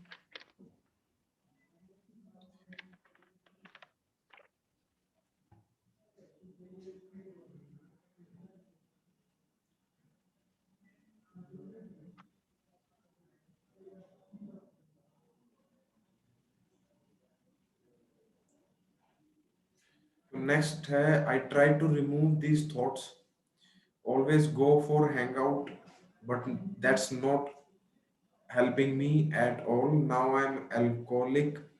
Now can you prevent myself to go for these solutions? उनका मतलब ऐसा मैंने बहुत बार देखा है कि बहुत सारे लोग क्या करते हैं कि ओसीडी हो जाती है, उसके बाद वो अल्कोहल को या फिर किसी भी तरह के ड्रग्स को या नशे के चीजों को अपना क्योर समझ लेते हैं कुछ टाइम की उससे एग्जिट लेने के लिए, और फिर उनको उस चीज हुँ, की आदत पड़ जाती है। तो हुँ। इसे कैसे ठीक किया जाए और इससे कैसे बचा जाए, और क्या ये कोई इलाज है भी या नहीं है?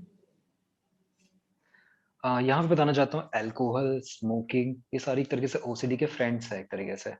जितनी ज़्यादा करोगे ओसीडी आपकी इंक्रीज़ होने लगेगी। टेम्परेरी 1-2 घंटा आपको आराम मिल जाएगा, लेकिन अगले दिन ओसीडी फट के बाहर आ जाएगी, 10 गुना ज़्यादा ही हो जाएगी। तो ये चीज़ें जैसा भी हो सके जल्द से जल्द इसको स्टॉप करना स्टार्ट करें। तो अल्कोहल जब तक ले रहे हो तब तक ओसीडी तो क्योर करना बहुत ही मुश्किल है। जी। नेक्स्ट क्वेश्चन है, सर मैं रीड नहीं कर पाती, ना कि पढ़ पाती हूँ, मुझे म्यूजिकल ओसीडी है, I had to drop out of school and मैं 4 साल से गैप ली हूँ, I am frustrated and I can't continue. ये भी एक बहुत बड़ी प्रॉब्लम है, बहुत सारे लोग और मुझे बहुत बुरा लगता है इस चीज को लेकर कि बहुत सारे ओसीडी वॉरियर्स की पढ़ाई छूट जाती है, उनको पढ़ने में इतनी ज्यादा प्रॉब्लम्स आती हैं, किसी को रीडिंग ओसीडी होती है तो उसको तो वैसे ही बार बार री रीडिंग करना पड़ता है उस चीज को। कुछ लोगों को जब लेक्चर होता है, जब कोई पढ़ा रहा होता है उस टाइम कुछ कंपल्शंस करने पड़ते हैं, उस टाइम पे कुछ कंपल्शंस आ जाते हैं उनको कि ओसीडी अटैक करती है, फिर वो क्या करते हैं अपना स्कूल कॉलेज या जो भी पढ़ाई कर रहे हैं वो छोड़ देते हैं। तो ऐसे जब जो स्टूडेंट है, जो इंसान, वो क्या करे, मतलब जो आपने योगा जो आपने मेडिटेशन बताया वो कर सकता है, उसके अलावा उसको एडिशनल और क्या करना चाहिए कि जिससे उसकी पढ़ाई भी ना छूटे और उसका भविष्य उसका फ्यूचर खराब ना हो? यहाँ पे मैं एक चीज़ को सच बोलना चाहता हूँ, लोगों को काफ़ी बुरा भी लगेगा। मैं अपनी रिसर्च से बोल रहा हूँ, अपने एक्सपीरियंस से। काफ़ी जो मैंने ओसीडी लोग ठीक किए हैं, ओसीडी के वक़्त में ही लोगों ने काफ़ी अपने कॉलेज में टॉप भी किया है, अच्छे मार्क्स से पास हुए हैं। तो यहाँ पे ओसीडी बाधा डालती है, लेकिन 100% तरीके से आपको बाधा कभी नहीं डाल सकती। यहाँ पे क्या होता है, ओसीडी वाला माइंड क्या होता है, मैं भी अपना एक्सपीरियंस भी जब 7th में तो मुझे लगता है मैं ओसीडी की वजह से नहीं पढ़ पा रहा हूँ, डिप्रेशन की वजह से नहीं पढ़ पा रहा हूँ। जो इंसान को चीज़ पढ़ने में 2 घंटे लगती होगी, ओसीडी वाले मन को सिर्फ़ 6 घंटे लगेगी। लेकिन ये नहीं कि वो पढ़ ना पाए, ऐसा नहीं होता। तो उसकी कंसंट्रेशन काफ़ी वीक हो जाती है। चलो मान लेते हैं 10 से बिल्कुल 1 पे भी आ जाए, लेकिन 0 कभी नहीं होती। जो चीज़ वो सामने पढ़ रहा है तो उसको चीज़ समझ में आ ही आएगी। लेकिन क्या होता है, हम ओसीडी वाले ना प्रोक्रास्टिनेशन में होते हैं, बहानेबाज़ बहुत हो जाते हैं। हम कहते हैं कि हम ओसीडी की वजह से नहीं पढ़ पा रहे हैं। एक्चुअली हम खुद ही अंदर से नहीं पढ़ना चाहते। एक दूसरा रीज़न ये भी होता है। एक तो ये बहानेबाज़ी हो गई कि ओसीडी पे सब कुछ ब्लेम डाल दो। हमारी लाइफ में कुछ करने का मन ही ना करे, एक आलसीपन, ये आलसीपन वाले लोग काफ़ी करते हैं।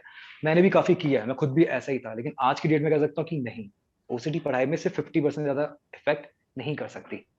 100% पढ़ाई क्यों लोग छोड़ देते हैं? यहाँ पे जब मैंने केसेज़ देखे तो उनके घर में खुद एक स्ट्रेस चल रहे होते हैं, कभी मम्मी-पापा के बीच में लड़ाई, कभी पापा बच्चों को गालियाँ दे रहे हैं, मार रहे हैं, पीट रहे हैं, या स्कूल में कभी टीचर से कोई नफ़रत हो गई हो, बच्चे काफ़ी बुली करते हो, तो स्कूल जाना पसंद ही नहीं करते, या घर में का माहौल बहुत खराब रहता है, तो इस वजह से पढ़ाई ज़्यादा छूट जाती है। तो इसका कारण होता है कि स्ट्रेस, आपका एक्सटर्नल स्ट्रेस बहुत ज़्यादा होता है। तो ओसीडी से 50 टू 60% पढ़ाई पे इफ़ेक्ट डालती है, 100% कभी नहीं डालेगी। तो काफ़ी टेस्टिमोनियल में जाके देखो कि आप ओसीडी वाले लोग भी टॉप कर रहे हैं कॉलेज और स्कूल्स में, पढ़ाई में काफ़ी अच्छे निकलते हैं वो लोग। जी। नेक्स्ट क्वेश्चन है, सर एक्चुअली मुझे ये होता है कि सुबह उठते वक्त बेड पे ही मैं आंख बंद करके सांसें लेता हूँ, वो सांसें काउंट करता हूँ जैसे कि 7, 11, 21, दफ़ा साँस लेनी, फिर आँखें खोलने की कोशिश करता हूँ। ऐसे अगर करता हूँ तो मेरा दिन अच्छे गुज़रते हैं। फिर जब ये ख़्याल आता है कि एक दफ़ा फिर ऐसे करूँ, उठने से पहले तो लाइफ़ सही से गुज़ारूँगा। ऐसा करके 5 साल हो गए हैं सर, बिल्कुल तंग हो चुका हूँ इस चीज़ से और इस चीज़ के लिए मैं क्या करूँ? हाँ, क्या होता है जब इंसान परेशान होता है अपने से टेक्निक खुद ही निकाल लेता है, कुछ ना कुछ करने की। लेकिन यहाँ पे देखा कि वो कितनी सिंपल टेक्निक निकाल रहा है, सिर्फ़ सुबह उठ के 7 बार साँसों को काउंट कर रहा है। यहाँ पे भी एक आलसीपन, एक प्रोक्रास्टिनेशन बतलाता है कि कोई शॉर्टकट ढूँढ रहा है ओसीडी ठीक करने का। इंसान बहुत शॉर्टकट ढूँढते हैं, कुछ ऐसा मैजिक हो जाए, कोई दवा खा लूँ या कुछ ऐसा करा लूँ। तो इसका कोई शॉर्टकट नहीं है, इसका सिंपल सा है मेडिटेशन, कंसिस्टेंसी 6 महीने आपको करनी ही पड़ेगी बस और कोई शॉर्टकट नहीं। मैं सब कुछ करके देख चुका हूँ मैं, कुछ काम नहीं आया आखिरी में। और ये मेडिटेशन वही लोग कर सकते हैं स्टैंडिंग मेडिटेशन। ये भी बात कहना देना चाहता हूँ कि जब बिल्कुल हार मान चुके हो, आपके पास कोई रास्ता नहीं बचा है और जब इस मन से करोगे तो पक्का 100% ठीक हो जाओगे आप। जी। Next question है sir, I have all these OCD like sexual, religious, homosexual OCD, harm OCD और अगर गाड़ी देख के डर लगता है कहीं ब्लास्ट ना हो जाए, बहुत डर लगता है इन सब में। I am doing anulom vilom and bhramari pranayama from few days now, लेकिन आराम मिलने के लिए क्या करूं सर? यहाँ कहना चाहता हूँ ये ओसीडी सीवियर ओसीडी का काफ़ी केस है। जब ओसीडी बहुत ज़्यादा चेंज होने लगे टाइम के साथ, उसकी लाइफ में कोई ना कोई स्ट्रेस काफ़ी चल रहा है इसका मतलब। तो स्ट्रेस को कम करने के लिए अनुलोम-विलोम तो सबसे बेस्ट है। लेकिन वही उन्होंने बोला 3-4 दिन से कोई फ़र्क नहीं पड़ेगा। उसमें भी 90 दिन डेली करेंगे, तब जाके उसका असर आएगा। और भ्रामरी प्राणायाम भी बहुत बेस्ट प्राणायाम है, लेकिन उसका भी रिज़ल्ट तब 3 महीने लगातार करने पे ही आएगा। और परमानेंट ठीक होने के लिए स्टैंडिंग मेडिटेशन ही करना पड़ेगा। जी।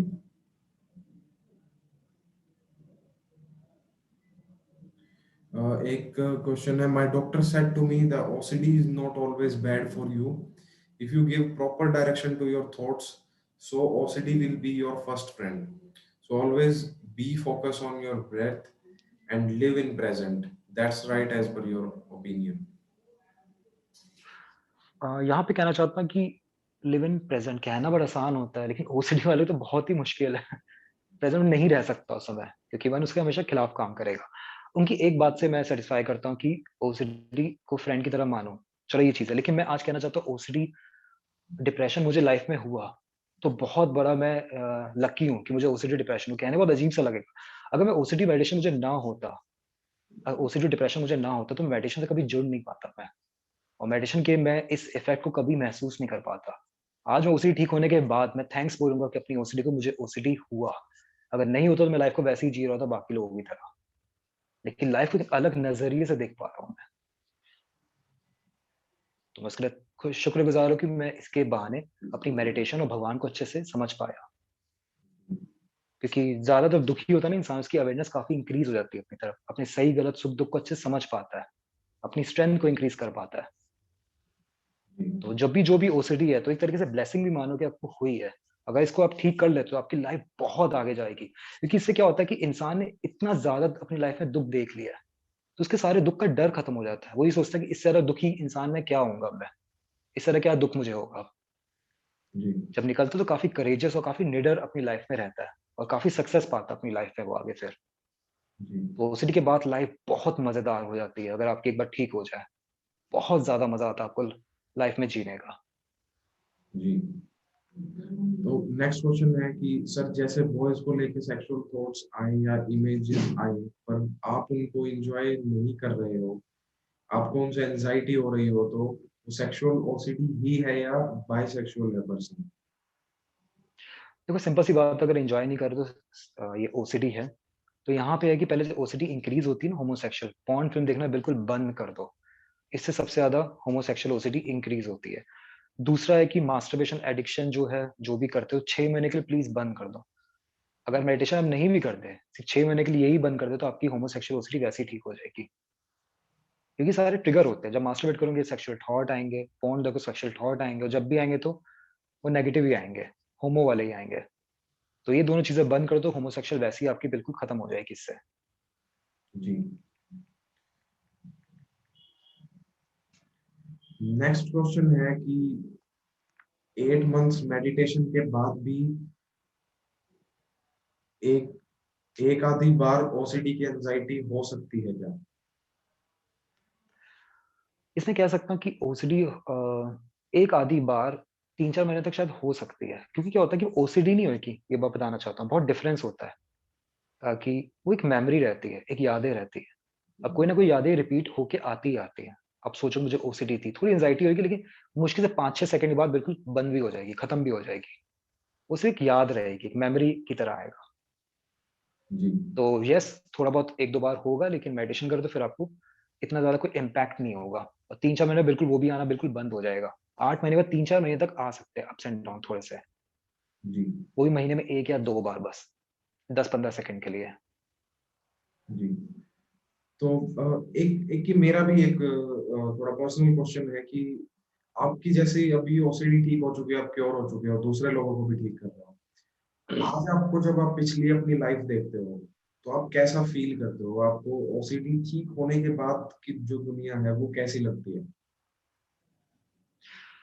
आज जब पीछे मुड़ के देखता हूँ, पास्ट को देखता हूँ, मुझे एक तरीके से हँसी आती है कि मैं लाइफ में कैसे मैंने मेरी लाइफ कैसी-सी रही है मतलब। सच में अंदर से खुशी होती है कि जो भी था एक एक्सपीरियंस था, उसको मैं जज नहीं कर सकता, वो हो चुका है। मैं उसको पास्ट को चेंज नहीं कर सकता। तो दुखी होके क्या करूँगा आज की डेट में? तो खुशी अपने आप से ही आती है। ठीक है, मेरा पास्ट रहा है, लेकिन मैं प्रेज़ेंट में बहुत ज़्यादा खुश हूँ। मैं लाइफ में प्रेज़ेंट बहुत अच्छे से एन्जॉय कर पाता हूँ। आज मैं लोगों से मिल पाता हूँ। सोशल एंग्ज़ायटी मुझे बहुत ज़्यादा होती थी। अब मैं किसी से भी बात कर सकता हूँ मुझे। मुझे फीमेल फ़ोबिया बहुत होता है। लड़कियों से बात करने में मुझे बहुत ज़्यादा घबराहट होती थी। मेरे हाथ-पैर काँपने लगते थे। तो आज मैं कित आराम से जब मैं काम करता हूँ, कितने सारे मेरे फ्रेंड्स हैं और मैं आराम से लोगों से बात कर पाता हूँ, कहीं भी जा पाता हूँ। मुझे तो सिनेमा हॉल में मॉल जाते हुए डर लगता था, क्योंकि पब्लिक बहुत ज़्यादा होती थी। जी। अब मैं आराम से मतलब एन्जॉय कर रहा हूँ अपनी लाइफ़ को बिल्कुल, फुल। और जी। सबसे ज़्यादा मज़ा तब आता है कि मैं खुद ठीक हो चुका हूँ, मैं लोगों को भी ठीक कर रहा हूँ। जो उनके पॉज़िटिव रिव्यूज़ देखता हूँ, तो और भी ज़्यादा मज़ा आता है कि मैं कुछ एक इम्पैक्ट डाल रहा हूँ लाइफ़ में। उससे और भी ज़्यादा खुशी मिलती है मुझे। तब लोगों को खुश करके मुझे और ज़्यादा खुशी मिलती है। ये मेरे लिए बहुत एक अचीवमेंट है कि लोग मुझसे खुश हो रहे हैं इसमें। जी। ये लाइफ की एक सबसे बड़ी सैटिस्फैक्शन होती है कि आपकी वजह से दूसरों की लाइफ पे एक अच्छा इम्पैक्ट पड़ रहा है। तो ये ये सीरियसली तो यहाँ बहुत। ये कहना चाहता हूँ लोगों को भी कि अगर आप ना अपनी खुशी से ज़्यादा लोगों की खुशी के बारे में सोचो ना, खुशी लेने से ज़्यादा देना शुरू कर दो आप, तो आपकी खुशी वैसे ही ठीक हो जाएगी। क्योंकि यहाँ पे कहीं न कहीं कुछ कर्मा भी होते हैं एक तरीके से। जी। कर्मा भी बैलेंस किया तो भगवान कहीं न कुछ आपकी मदद धीरे-धीरे करने लगता है। जी। लेकिन उसमें कुछ समझ नहीं आता, लेकिन ये कहना तो खुश करना लोगों को सीखो।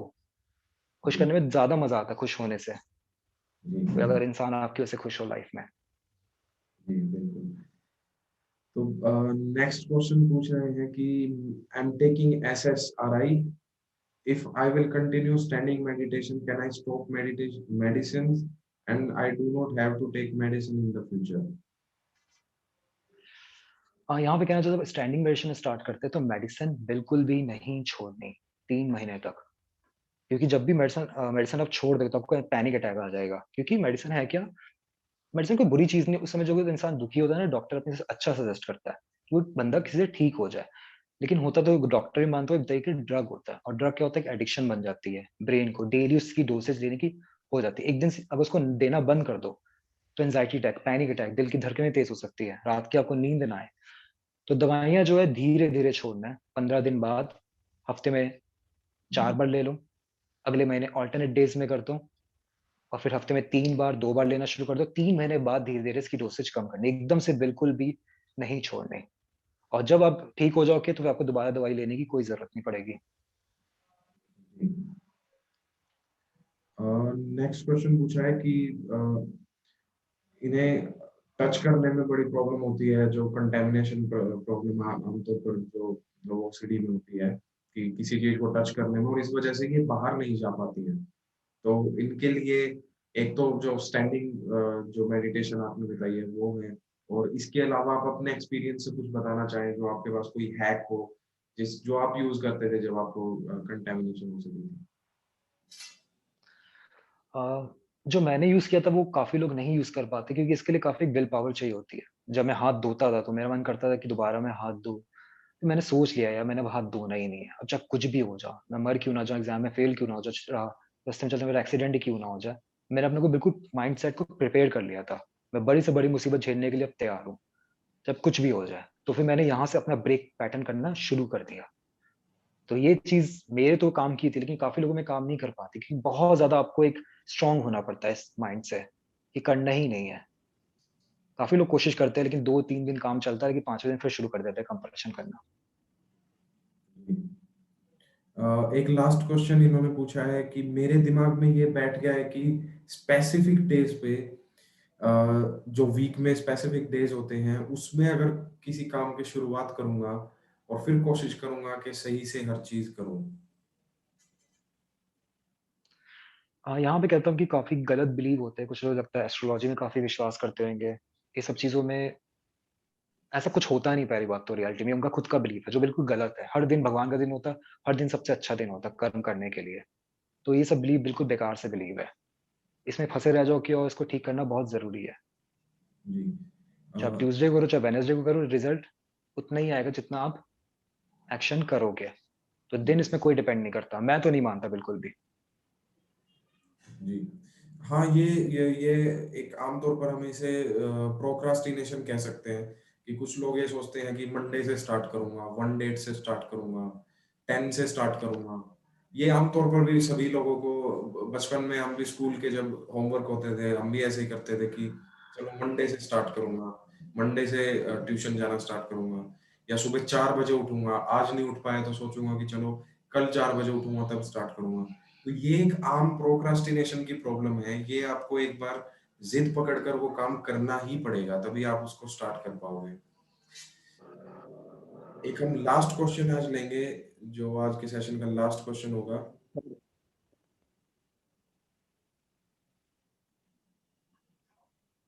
सर।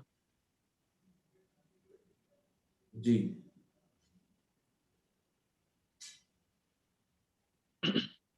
Hello sir. हाँ जी, आप हेलो, अपना क्वेश्चन अब आप पूछ सकते हैं माइक ऑन करके।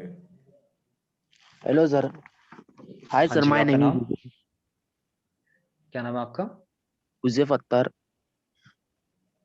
हाँ जी, आप कहाँ से बोल रहे हो? नासिक से। हाँ जी, बताइए। सर मुझे रिलीजियस ओसीडी है सर। अच्छा, कब से आपको? अ, यही सर, वन वन ईयर होता है। अच्छा करो, ये लॉकडाउन के समय आपकी इंक्रीज़ हो गई। Yes sir, yes sir. और आपकी एज कितनी है? मेरी एज 16 ईयर। 16 ईयर। तो इंक्रीज़ कैसे हुई? सर एक्चुअली सर मैं रात में कुछ रिलीजियस बातें सुन रहा था।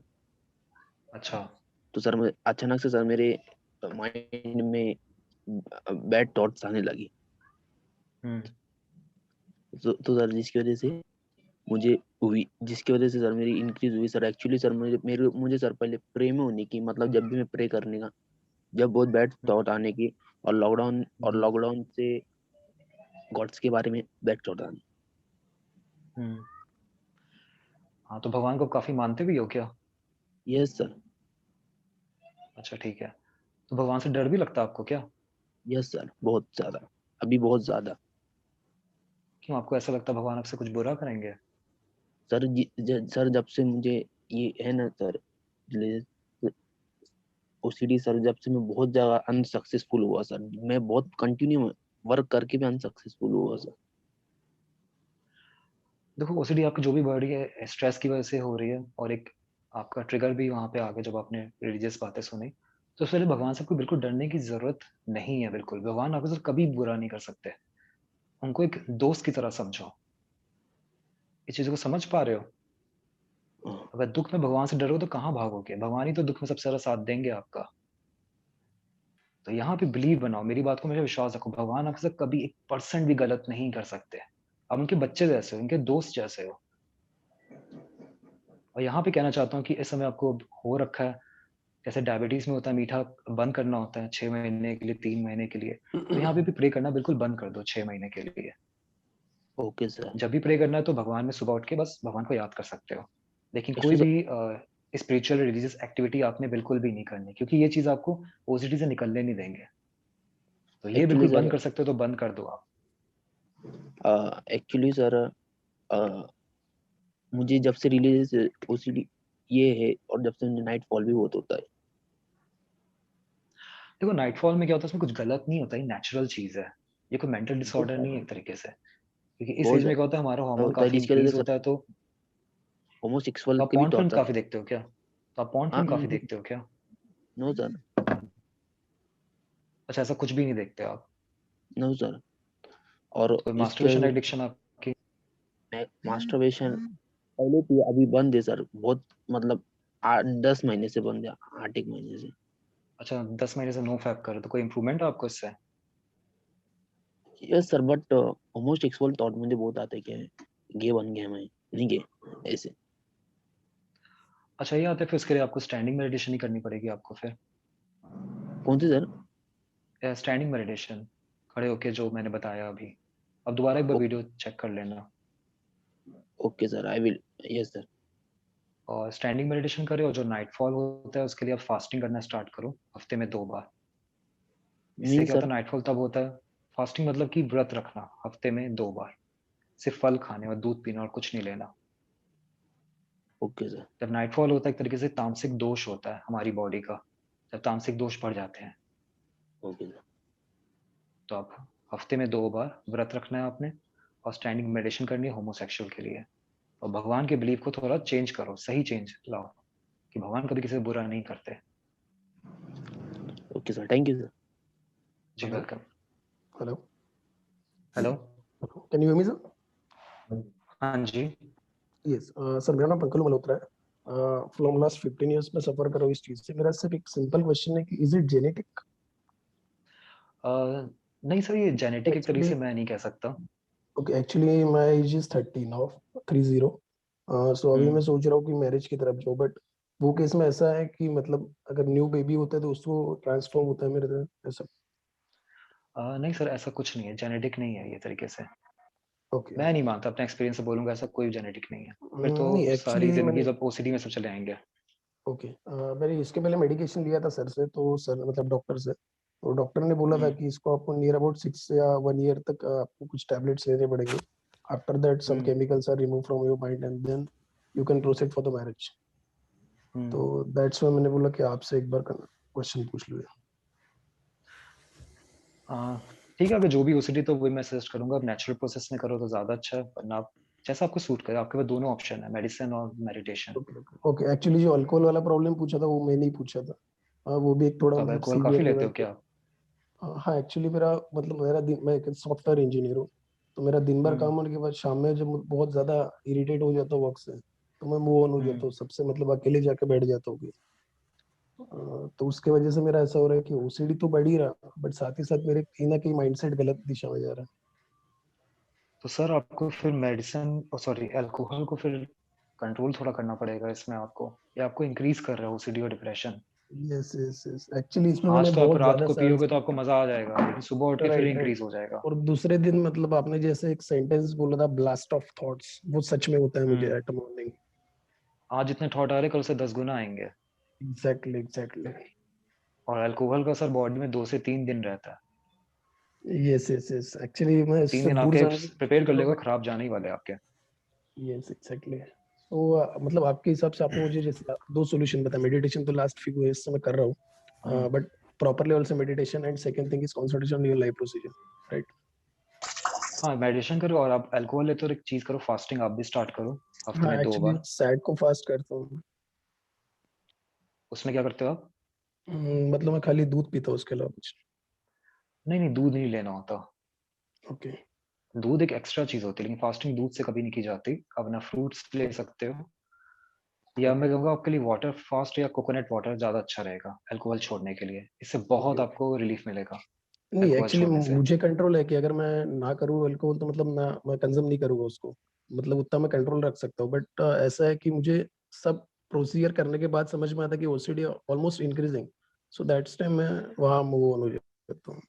हाँ, वही चीज कह रहा हूँ ना, टॉक्सिन इतने ज्यादा आपके खून में बढ़ चुके हैं अल्कोहल का असर, तो एक बार फास्टिंग करके महीना भर उसको साफ करना बहुत जरूरी है बॉडी को। ओके ओके ये मैं ओके सर। कहना चाहता हूँ। वो आपके खून में तो रहता ही है ना 2-3 दिन तक, तो फास्टिंग से राइट होता है राइट राइट। बिल्कुल, आपकी किडनी, खून, ऑर्गन सब बिल्कुल साफ हो जाते हैं। तो सबसे बेस्ट ओके आपके लिए रहेगा इजी, कोकोनट वाटर फास्टिंग कर सको, सारा दिन कोकोनट वाटर पीना है, ओके या वाटर फास्टिंग, और ज्यादा तो सिर्फ बनाना फास्टिंग और कुछ नहीं। Okay okay. तो Okay, ये sir. आपको बहुत ज़्यादा हेल्प करेगी। Okay, sir. Thank you, sir. Thanks for your suggestion. Thank you okay, very you much. Welcome. Hello. Sir hello, जी, आप सुन पा रहे हैं आवाज़ को? हाँ जी, आपका नाम? सर मेरा नाम अमित ठक्कर है। हाँ जी, कहाँ से बोल रहे हो? सर मैं गुजरात से बोल रहा हूँ। हाँ जी, क्या एज है आपकी? सर मेरी एज 25 है और हाँ 5 जी। साल से सफ़र कर रहा हूँ। 2 साल से दवाई भी ली, बीच में 3 महीना छोड़ दिया। अभी सीबीटी और दवाई दोनों चल रही है। हुँ, और तो सर ये कुछ जो रिलीफ़ आपने है आपको? हाँ सर, पर दवाई छोड़ी तब 7 दिन तक बहुत परेशानी हुई थी सर। हुँ, उसके हुँ, बाद इम्प्रूव हुआ, लेकिन हुँ। फिर मुझे पैनिक अटैक शुरू हो गए, इसलिए दवाई शुरू करनी पड़ गई। तो दवाई अपनी मर्ज़ी से छोड़ी थी, डॉक्टर से पूछ के छोड़ी थी आपने? सर अपनी मर्जी से सर। देखो यार अमित, आपने बहुत गलत किया ये चीज़, अपनी मर्ज़ी से नहीं छोड़नी चाहिए। जब आप डॉक्टर से ट्रीटमेंट ले रहे हो तो डॉक्टर की एडवाइस बहुत इम्पोर्टेंट रखती है। और मैंने अभी 10 मिनट पहले ही बोला कि मेडिसिन बिल्कुल नहीं छोड़नी, छोड़ने से पैनिक अटैक आना शुरू हो जाएँगे आपको। वही आपके साथ भी हुआ। तो सर मैं मेडिसिन जब जब भी छोड़नी है 4 महीने का आपको कम से कम लगेंगे, बिल्कुल ज़ीरो करने में। जी सर, सब जब भी मैं आँखें दिखाने जाता हूँ तो मेरे हार्ट बीट बढ़ जाते हैं और साँसें उसकी वजह से सर मेरा आँखों का प्रेशर बढ़ जाता है। जैसे हमारा बीपी होता है, ब्लड प्रेशर, वैसे आँखों का एक प्रेशर होता है, जिसको हुँ। इंट्राऑक्यूलर प्रेशर कहते हैं। और जिसकी वजह से ग्लूकोमा या सफ़ेद मोतिया हो सकता है। तो ये मेरा हर बार हो जाता है सर। और दूसरा मेरा क्वेश्चन ये था, इसके लिए मैंने मेडिटेशन भी किया और दवाइयाँ भी लिया और 2 साल से कर रहा हूँ, बट कोई फ़र्क नहीं है। जब भी मैं हॉस्पिटल में जाता हूँ, तब वो बढ़ जाता है, बाकी नॉर्मल रहता है। और देखो दूसरा सर यहाँ पे कहना चाहता हूँ यहाँ पे ट्रिगर्स होते हैं कुछ ओसीडी के। यहाँ पे क्या होता है दिन भर ओसीडी नहीं होती, कहीं पर्टिकुलर जगह के ओसीडी वहाँ पे होने लगती है। तो यहाँ पे आपको स्ट्रेस इंक्रीज़ हो जाता है और पैनिक अटैक आ जाता है, घबराहट शुरू हो जाती है। तो इसका आपका एक बॉडी पार्ट में इसका असर होने लगता है। तो यहाँ पे सिंपल सी बात है कि एक कॉपी पेन लेना है, आपने राइटिंग थेरेपी करनी है। इसमें लिखना है कि मैं जब भी हॉस्पिटल या कहीं भी डॉक्टर के पास जाता हूँ अपनी आँख चेक कराने के लिए, मुझे प्रॉब्लम स्टार्ट हो जाती है। ये लाइन आपने 3 बार डेली 1 महीने तक लिखना है।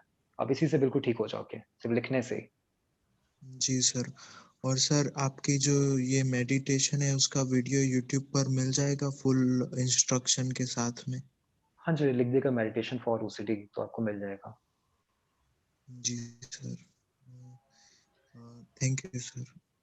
चलिए, यू आर वेलकम। तो किसी ने लिखा है thanks Venkat sir, Vishal sir, Akshita ma'am, you guys are good for OCD warriors. तो हम गॉड नहीं है, हम सिर्फ हेल्प करना चाहते हैं लोगों की और वो हम कर रहे हैं। And thank you very much for your appreciation. तो आज का जो ऑनलाइन सेशन था वो हम यहीं पे खत्म करते हैं। आशा करता हूँ कि जितने भी लोग हैं उन सभी को ये पसंद आया होगा। आप लोग प्लीज ब्रह्म लाइफ OCD.community को इंस्टाग्राम पर भी फॉलो कर लीजिए और यूट्यूब चैनल पर भी सब्सक्राइब कर दीजिए, जहाँ पर दोनों ही चैनल्स पर आपको OCD रिलेटेड बहुत अच्छा आपको कंटेंट मिल जाएगा। और अगर आपके कुछ भी क्वेश्चन आप कुछ भी अगर पूछना चाहते हैं या विशाल पावा जी से डायरेक्ट जुड़ना चाहते हैं तो आप उनके इंस्टाग्राम अकाउंट पर ब्रह्म लाइफ आप अगर इंस्टाग्राम पे सर्च करेंगे तो आपको मिल जाएगा। आप वहां पर उन्हें डायरेक्ट मैसेजेस भेज सकते हैं। थैंक यू वेरी एक मच। सवाल मैं आपको बताना चाहता हूँ एक्सक्यूज़ मी। एक सवाल मुझसे बहुत लोग पूछते हैं, किसी ने पूछा नहीं यहाँ पे, तो पहले जवाब देना चाहता हूँ। लोगों में एक होता है कि थॉट को हम कैसे समझें कि कौन-सा थॉट ओसीडी वाला है या नॉर्मल थॉट है? ये क्वेश्चन बहुत लोगों के दिमाग में होता है कि मैं जो विचार सोच रहा हूँ ओसीडी वाला है कि कौन-सा थॉट है?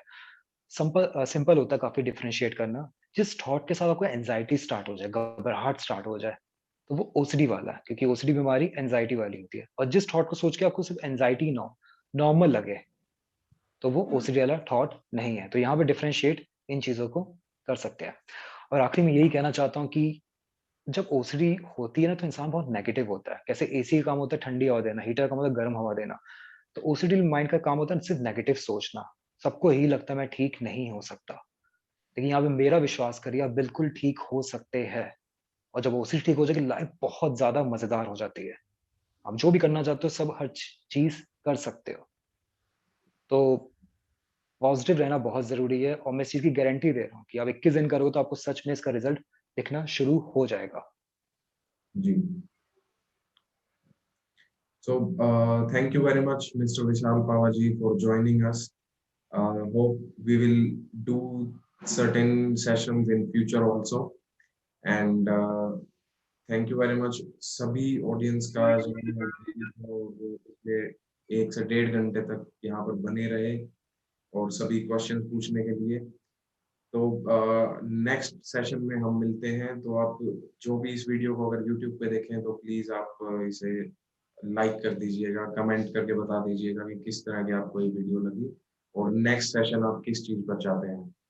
और और यहाँ पे एक चीज़ मैं भी कहना चाहता हूँ, आपको थैंक यू कहना चाहता हूँ, बहुत ज़्यादा शुक्रिया। जो आप काम कर रहे हो, बहुत अच्छा काम कर रहे हो। यहाँ पे क्या होता है कि सॉल्यूशन से पहले ना एक अवेयरनेस बहुत ज़रूरी होती है, बीमारी के बारे में जानकारी देना बहुत ज़रूरी होती है।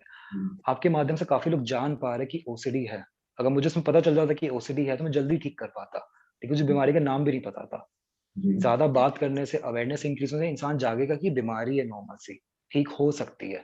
तो अवेयरनेस वाला काम भी बहुत इम्पोर्टेंट होता है, जो आप कर रहे हो और मैं देखता हूँ बहुत अच्छे से आप कर रहे हो। बहुत 1 साल में हमने काफ़ी ज़्यादा अपनी वेबसाइट भी बना ली, लोगों से काफ़ी ज़्यादा जुड़ चुके हो।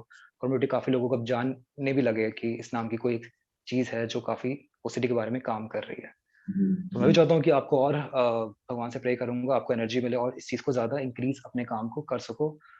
लोगों को अवेयरनेस से ही काफ़ी, अगर नॉलेज सही मिल जाए, तो आधी 50% ओसीडी वैसे ही कंट्रोल हो सकती है। सही बेटर नॉलेज से ही। जी, थैंक यू वेरी मच विशाल जी। और आप जैसे जो स्पीकर्स हैं वही हमारी हेल्प करते हैं इन लोगों तक जानकारियां पहुंचाने के लिए अलग-अलग टॉपिक्स पर। तो मैं आपका धन्यवाद करना चाहूंगा जो आपने कम्युनिटी का लाइव सेशन ज्वाइन किया और सभी ओसीडी वॉरियर्स को थैंक करना चाहूंगा। तो आज के लिए बस इतना ही, नेक्स्ट सेशन में हम मिलते हैं। Thank you very much.